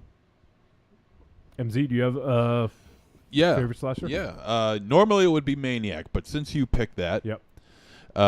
You stole mine. I'm gonna have to go with 1981's Graduation Day. That movie is amazing with Christopher George, Linnea Quigley, small parts in it by Vanna White, and definitely one to look out for. It's it even has this ridiculous song that's played for like 7 minutes in the movie. It's called Gangsta Rock by a band called Felony, and you could you could find it on YouTube. It's so fucking catchy, and all the members of the band are dressed up like 1930s gangsters, where they got the zoot suits going on Wow. and the pencil thin mustaches. It's really corny, but it's Evil awesome. corny? But it's awesome. It's so good, and the kills are really good too, and some inventive shit going on in there. It's a fantastic movie. Definitely check it out. Graduation Day. All right. It is released by Vinegar Syndrome, so check it out. Either of you guys, Aries or well, I was thinking Friday 6, but since Dynamo mentioned that, I think I'll go Elm Street 3. All right. Because of the outstanding soundtrack involved in that one. All right, Nightmare on Elm Street Part 3. Raven Shadow. Have you seen a slasher film? I have. I don't know if I'm as well versed as well. Maybe you. Yeah. No. I don't know. I'm trying to go off topic, but Say My Bloody Valentine. Here's a bunch right up here.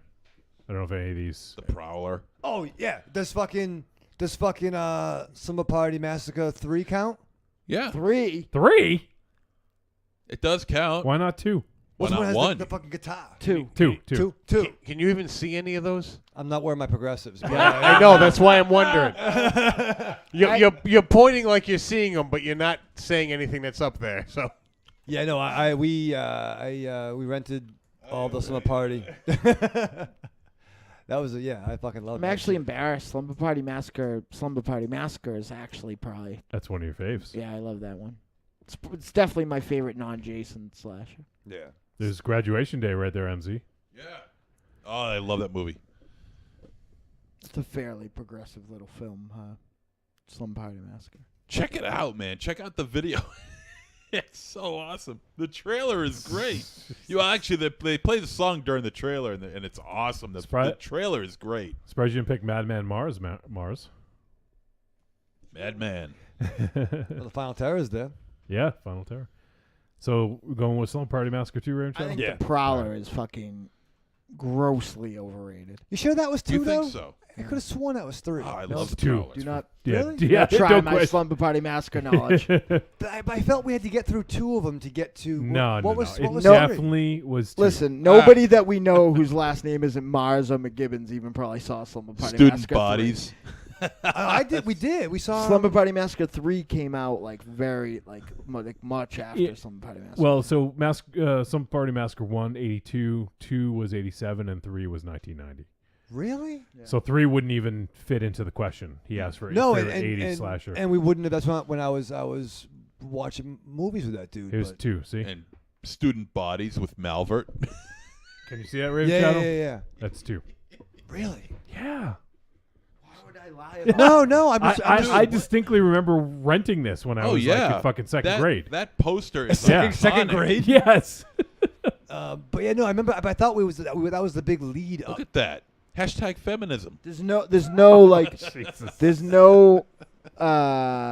There's like what happens in this movie comes out of fucking left field. Like it barely makes sense within the movie, let alone the trilogy. Is there like a something that. What's that? All right. This is 3 right here. I remember seeing that box art, but I never rented it. That was. It's Driller time, and this bit's for you. Okay. Driller Killer or Sleepaway Camp.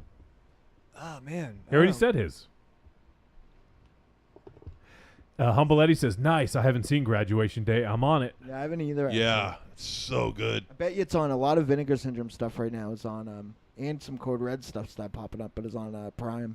I fucking love Vinegar Syndrome. First- God damn, they're Those good. guys are fucking classy Yep. in both their fucking presentation and Yep. as human beings. Like Yep. I How can they honestly treat their say, customers, right, they are top notch. if you can pick up some Vinegar Syndrome stuff, like Yeah, great- definitely great do it. picks. I'll champion Vinegar Syndrome all goddamn day. First time Mike says, and check out the Maniac / New York Ripper crossover in VHS Comics Maniac Comics starting issue 2. Wow. Yeah. Creepy Girl says, Anguish is one that sticks out in my mind. With Zelda Rubinstein. Humble Eddie says, the gore is amazing in The Prowler. Phenomenal kills, but way too much looking around in the dark with flashlights and not finding anything. They should have spent that time at the dance. Fucking agree. Yeah. Like a lot of like, and there's a couple things in there like where like people like get like separated for the most like harebrained reasons. Like I mean the gore is good, but like that's in the motivation. Like that is like maybe the dumbest of all the Scooby-Doo slasher stuff ever. My Bloody Valentine. That movie is so fucking good. All right, we only asked for one, so we might save that for a future topic. So let's Not now. Yeah. Well, there's so many. I mean, you say one and you know you can't stop at one. You know that's the thing. It's like a potato chip. Yeah, I was just gonna say it's like Lay's potato chips. Oh no, or is it Pringles? What is it? Once you pop one, you can't stop or something. Yeah. All right, moving on. Let's hear from blah blah blah. I can't tell who this is. How's it going, fellas? Oh, it's Matcha Churro. here, calling in to talk my favorite techno horror film. Now, judging by Aries' pick last week, it really doesn't matter what genre of film it is. So, that being said, my favorite techno horror film of all time to this day is Honey, I Shrunk the Kids.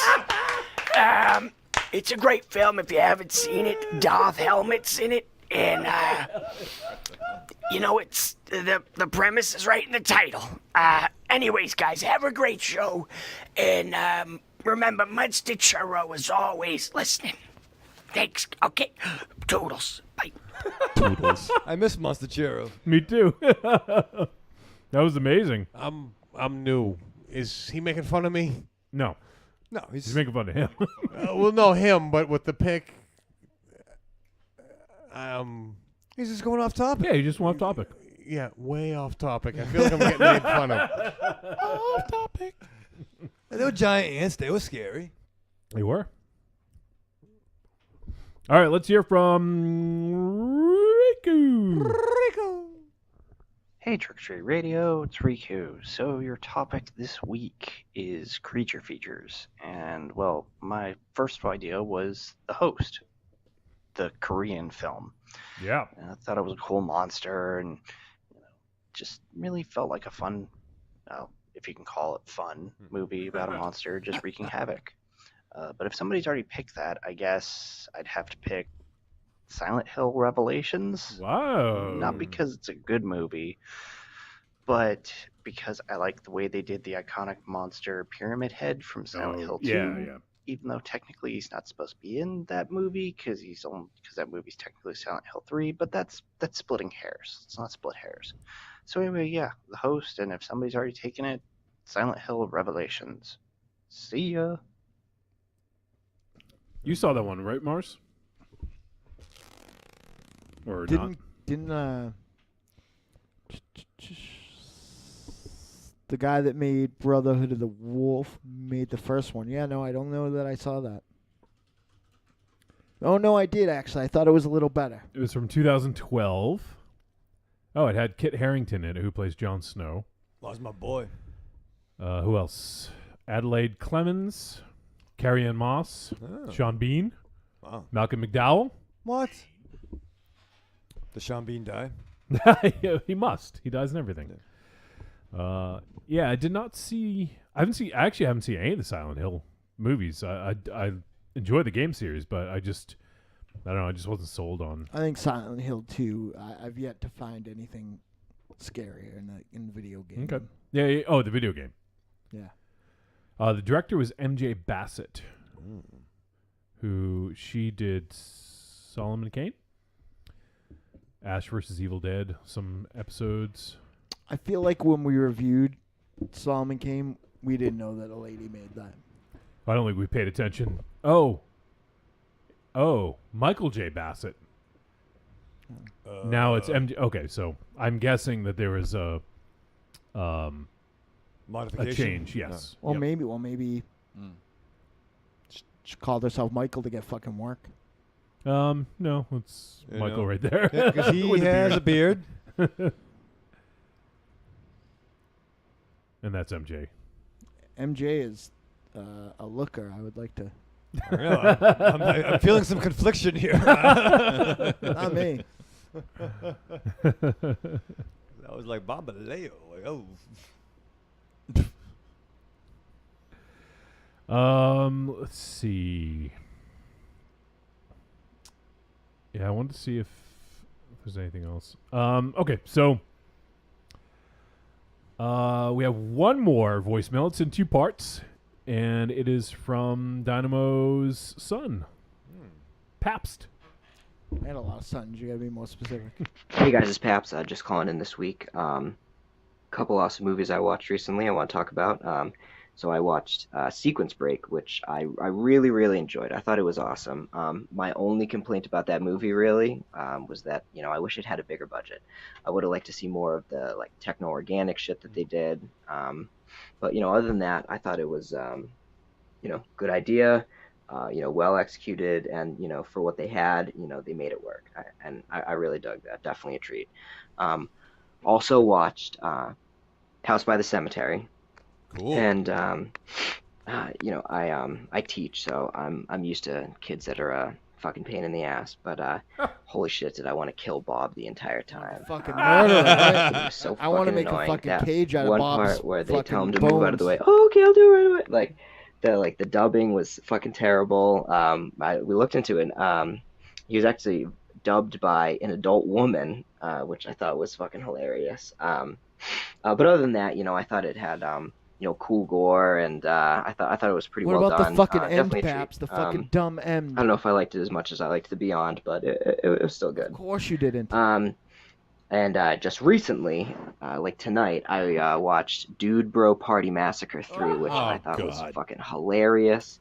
I thought that it was super over the top. It was campy, is ridiculous. Exactly what I wanted it to be. Andrew WK was in it. Larry King was in it. That one was great. I really loved it. Definitely a treat as well. Dude, bro, New York. Also, I thought this is funny. So I've been listening to you guys a lot lately, and a lot in the car. And anytime my girlfriend's with me, she's usually listen to it as well. And she recently asked me, what you guys look like, and she was baffled to find out that Michael Ravenshadow was not a short, bald Italian stereotype in like a tracksuit and gold chain. So she essentially thought that Michael Ravenshadow looked like Fast Tony. And finally, so tomorrow, or I guess maybe tonight, depending on when you guys play this, June 7th is my birthday. Nice. And I wanted to know if you guys have any birthday rituals. Is there a movie you like to watch? Is there an album you like to listen to? Maybe a blood sacrifice you like to attend? What's your birthday ritual? What do you like to do, like special on your birthday, or anything that you like to do each and every birthday, whatever. All right, guys, I won't make this any longer. I hope you have a good. Oh, actually, one last thing. For the question of the. So real quick before we get to that, I don't want to forget anything that Pap said. So. First of all, happy birthday, Paps. It is officially now your birthday. It's after midnight. Happy birthday, dude. So, happy birthday, dude. And Raven Shadow, Fast Tony. Oh, that would be fucking awesome. That's awesome. Well, see, now I'm curious as to what people think we look like. Yeah. Anyone who doesn't know see us or watch a live show. Yeah. I'd be curious. Let's phone in. Draw. Yeah. Well, draw in or phone in. Draw it or phone in and describe what we all look like if you haven't seen us. Right. Or if you have seen us, make some shit up. Well, first impression, yeah. Raven Shadow looks like Fast Tony. And short and tracksuit, bald. All right, birthday rituals. Anyone got them? Drinking. That's a fucking daily ritual, except for Monday and Wednesday. But it's my birthday. So do you drink more? Yeah. For all we know, every day could be your birthday, and you'd be thousands of years old right now. That's true. No, I think. Well, first, happy birthday, Pabst. Big ups to your special lady friend. No, end of the day, as I get older, used to be back in the days of the Maru. Whenever it was someone's birthday, we'd all go to New Orleans. No, we do bar hop. We do a beer and a shot in each bar, and then how many fucking bars do you go to? It was a lot. There was 5 on that street. It was like the world's end. Yeah, we start by going. Actually, we start by going bowling. As in Scorpion bowling. Mark bowling? Yes. I'm going to guess the Blarney Stone was involved in this. Yeah, we started off at the Blarney. That's like fucking home base for you. Yeah, it's like ghouls. We had to start at the Blarney and then made our way down to the Hotoy and then made our way back to the Blarney. And it was nice. But as I get older, I just like you don't like to walk anymore. I don't like walking anymore. No. I just like to I don't know. My birthday's in December, so it's cold out. And I do like seeing a movie. And as of late, it's been the last, 3 years. Star Wars. Has been seeing a Star Wars movie around my birthday and having pizza at my mom's house. That's fucking lame. Anyone else have a birthday ritual? Up till last year, I had a show for my birthday every year. True. I'd say religiously, I go to work and then go home. I actually don't really have a birthday ritual. But this year, I think I'm actually going to take my birthday off. It's on a Friday, so I'll probably go out to eat with my girl, go to the gym, which is a great ritual. How much you lift, bro? We'll compare notes after Raven Shadow. Less than you. Yes. I'll be in Maine next week, and I'll be celebrating my birthday driving back from Maine. Oh wow, that sounds great. So, yeah, you gonna drive. You gonna get a road handy maybe? Maybe if I got a hand free, sure. Or if he picks up a fucking someone fucking on the road. I dare you. Oh, I dare you. I got a free hand. Close your eyes. If she falls asleep. I dare you. As she wakes up, what the hell are you doing? Here's a pillow. Lay down. When you cross, do you have to go through New Hampshire the way you go? Yes. When you cross over the New Hampshire border, I dare you to stop beating your meat. Well, you know what? I would if I had another hand free where I could actually tape it for you. So we don't need to see it. Just No, for we proof. do. No. We'll believe you. Get one of those. Things you Dashboard attach. cams? Yeah, Yeah. dash cams. Come on, that's fun. How mad could she possibly get? Yeah, but you're driving. What is she going to do? I would love to see her reaction to it. How's she getting home? Just film her reaction. Road handy. He'd have to give it to himself. Yeah. Baby, we're in New Hampshire. Live free or die. You know what I'm saying? There might be some hitchhikers in New Hampshire. Yeah, a lot of dudes need a ride. There's nothing wrong with getting I'll take a hand shot job in the from a mouth for guy. a couple 100 miles. Yeah. Maybe Nicole Kidman will be on the along the way. Take a left. Now we're talking. And NKHJ. Yeah. Jesus. I don't think I could handle that, though. Yeah, that looked a little severe. Tell you this. It was pretty rough. Yeah. At those Deadite shows, I had some things happen that I wish would be birthday rituals. I mean, that guy's dick better be stuck to his balls pretty strongly. I'll tell you that. What? Anyone else have birthday rituals? I think we're ended there with the birthday rituals. Yeah, thanks, Paps. Yeah. I'm gonna get to Pabst the rest of his voicemail in a sec, but let me catch up on the chat room. Riku says best Friday the 13th, in my opinion, is The New Blood. It's basically Jason versus Carrie. First time Mike says Pieces 1982 is a classic. Awesome. Humble Eddie says Pieces is great. I actually prefer the original Spanish cut because of the music, which is pretty hypnotic. And Humble Eddie says, "Damn, Cecil, you a pimp. I'll check it. I'll check that Graduation Day out sooner than later now." And Creepy Girl says, "Yes, thank you, Dude Bro Masker Party, Dude Bro Party Mask or whatever. So fun. You need to give it a second chance, MZ." You gonna give it a second chance? You know what? If it's being talked about quite a bit here tonight, I just might take another look at it. Cecil says Trauma uploaded their whole library for free, so they rock. I guess they put it out as well. It's on YouTube. Yeah. And Humble Eddie says, "Nice. Give celebrity equivalents. How would you cast Trick or Treat Radio?" That's a good one too. So if you can't draw, you can't think of what we look like, associate a actor or celebrity with our voices. Danny DeVito with Michael Ravenshaw. Are you sure? You don't sound like a tall, skinny guy. That's for sure. I wouldn't. That's not. Yeah, what I you would don't say. think so? No. Bald. I mean, I don't know. I don't know any different, so that's why it'd be hard for me to even guess.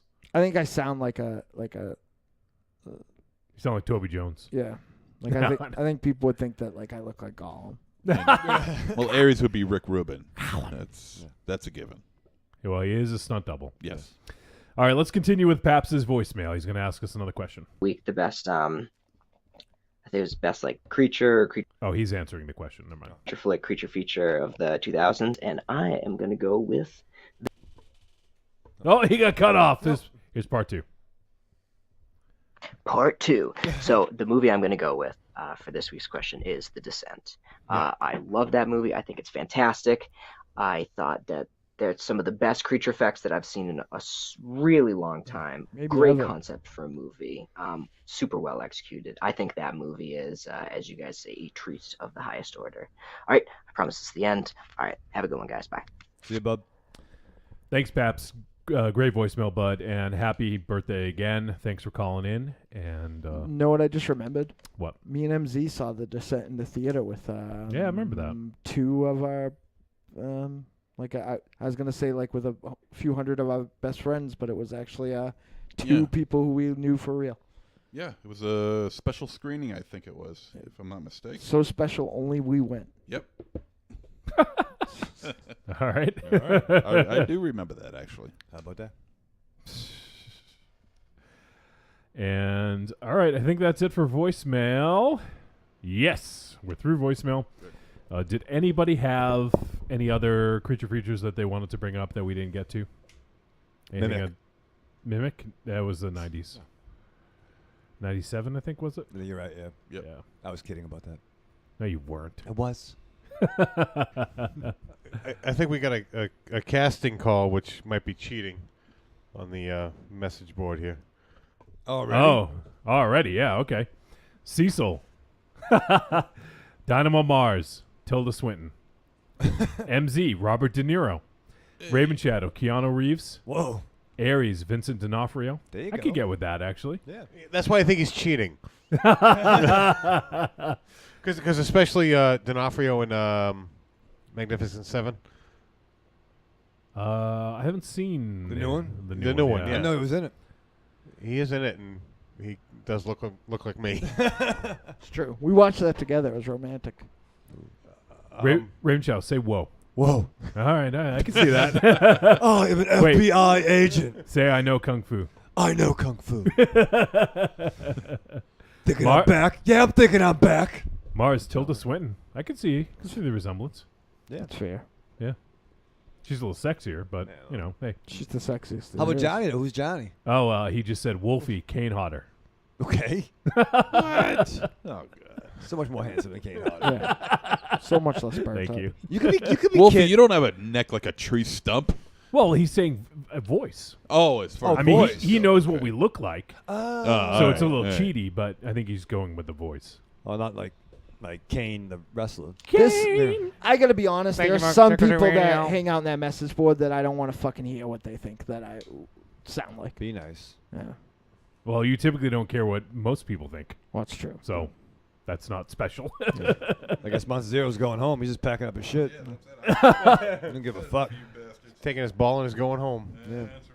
So I guess next week, MZ won't be here. We may see if we can get a special guest in his seat.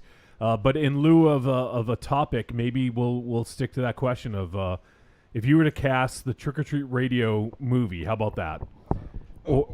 Which actors, celebrities, whatever would you pick for us? So we'll go with that. Yeah. We have to think of the answer too. Yeah, we have to get out of the studio. We have to have like an adventure, right? We have to like go to like Japan or something. What? I can't wait for next week. I'm excited for this. Everyone's gonna guess fucking Rick Rubin for you. No, because that's cheating. No one can say Rick Rubin, and no one can say Vincent D'Onofrio. Take it already. You can barely say the second one. And in my defense, even stone sober, I can't say that. Cecil says Raven Shadow. Al Pacino. Attica.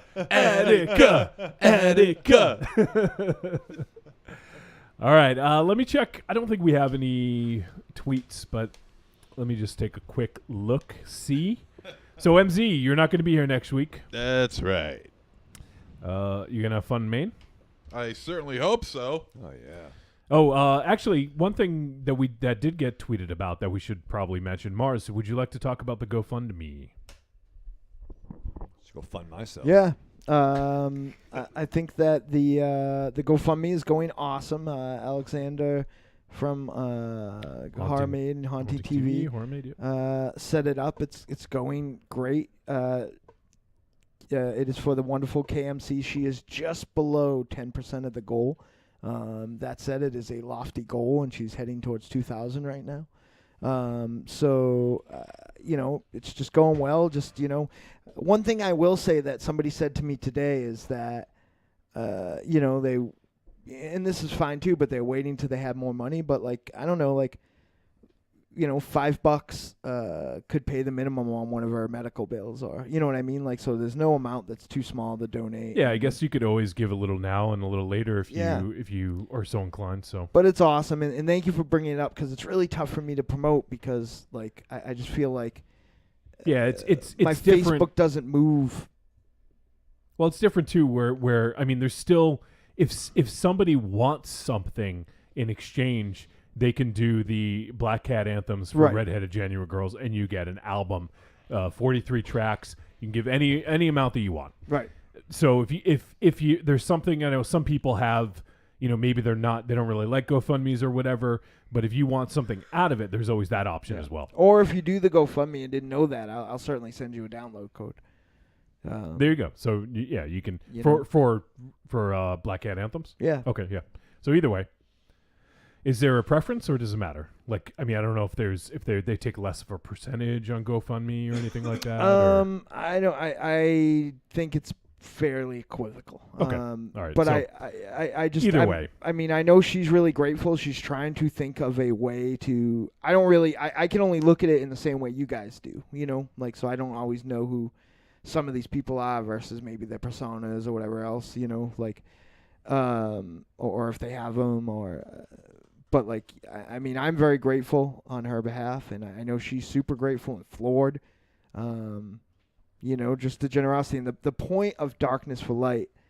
With Ted and Alexander and Myra and I, is that when I had my benefit last year, and Doe for Dynamo, it was awesome. But then after that, I still had bills and I was still broke and things still got hard. The point of Darkness for Light is to kind of help somebody the whole year until the next one. To kind of give somebody a little bit of security, a little bit of a cushion. So, there'll be more little small benefits. I'm hoping to organize a run. Somebody that I'm working with on something had another cool idea. So there'll be things, but kind of the point of it is that you don't just wake up one day because you had a benefit that raised a few $1,000s and end up out of trouble. So this is a cool thing, and this will probably be the backbone of the whole thing going forward. So I'm really grateful that it's funny. It's to say that something at almost 10% of what the goal is going well, but it's really only been going for it says 15 days, but it got started long before we started pumping it. So it's only been a couple of weeks at this point, maybe a week. So there you go. So and how could people find it, Mars? Just look for GoFundMe, and I think it's I love Kim Cody. We love Kim. We love Kim Cody. Yep. Yeah, sorry, and then use that hashtag. That hashtag was trending the other day, and it's pretty exciting. So So there you go. If you guys have some expendable income, or even just you don't buy a coffee one day, and help someone out who we all love, to help with their medical bills. And she had a really rough fucking year. Both parents died, cancer, epilepsy, lot of stuff going on, and it's really shitty. Could lose her home. So yesterday was her birthday too, if that's any incentive. There you go. So if you guys want to send a birthday gift to Kim Cody, then go ahead and look for the GoFundMe and help out. So, all right. So we're going to go ahead and say our goodbyes. MZ, you say goodbye for 2 weeks. Yes. Well, arrivederci, douchebags. See you in 2 weeks. In 2 and 2. In 2 and 2. Aries. Goodbye. Man of many words. Raven Shadow. Live fast, love hard, die with your mask on. All right, Mars Man. Remember, children, wherever you go, there you are. All right, everyone. Thank you for tuning in to episode 306 of Trick or Treat Radio. We got some great feedback this week. Thank you guys, everyone who sent in feedback, everyone who hung out in the chat room. We love having you guys join us on Wednesday nights. And if you've never joined us on a Wednesday night, please consider it, because it's always a lot of fun. Wednesday nights from about 9 p.m. We just start a little bit late, but, come hang out in the chat room. There's always people hanging out right at 9. And we go until 12:30 Eastern Standard Time Wednesday nights. So give it a listen. Come check us out on trickortreatradio.com. And then also for everyone who checks out the podcast on Fridays, we appreciate you guys are the best. I didn't check to see if we had any reviews, but I will next week if you guys are able. Leave us a review, and we'd appreciate it on Apple Podcasts. We'll see you next week.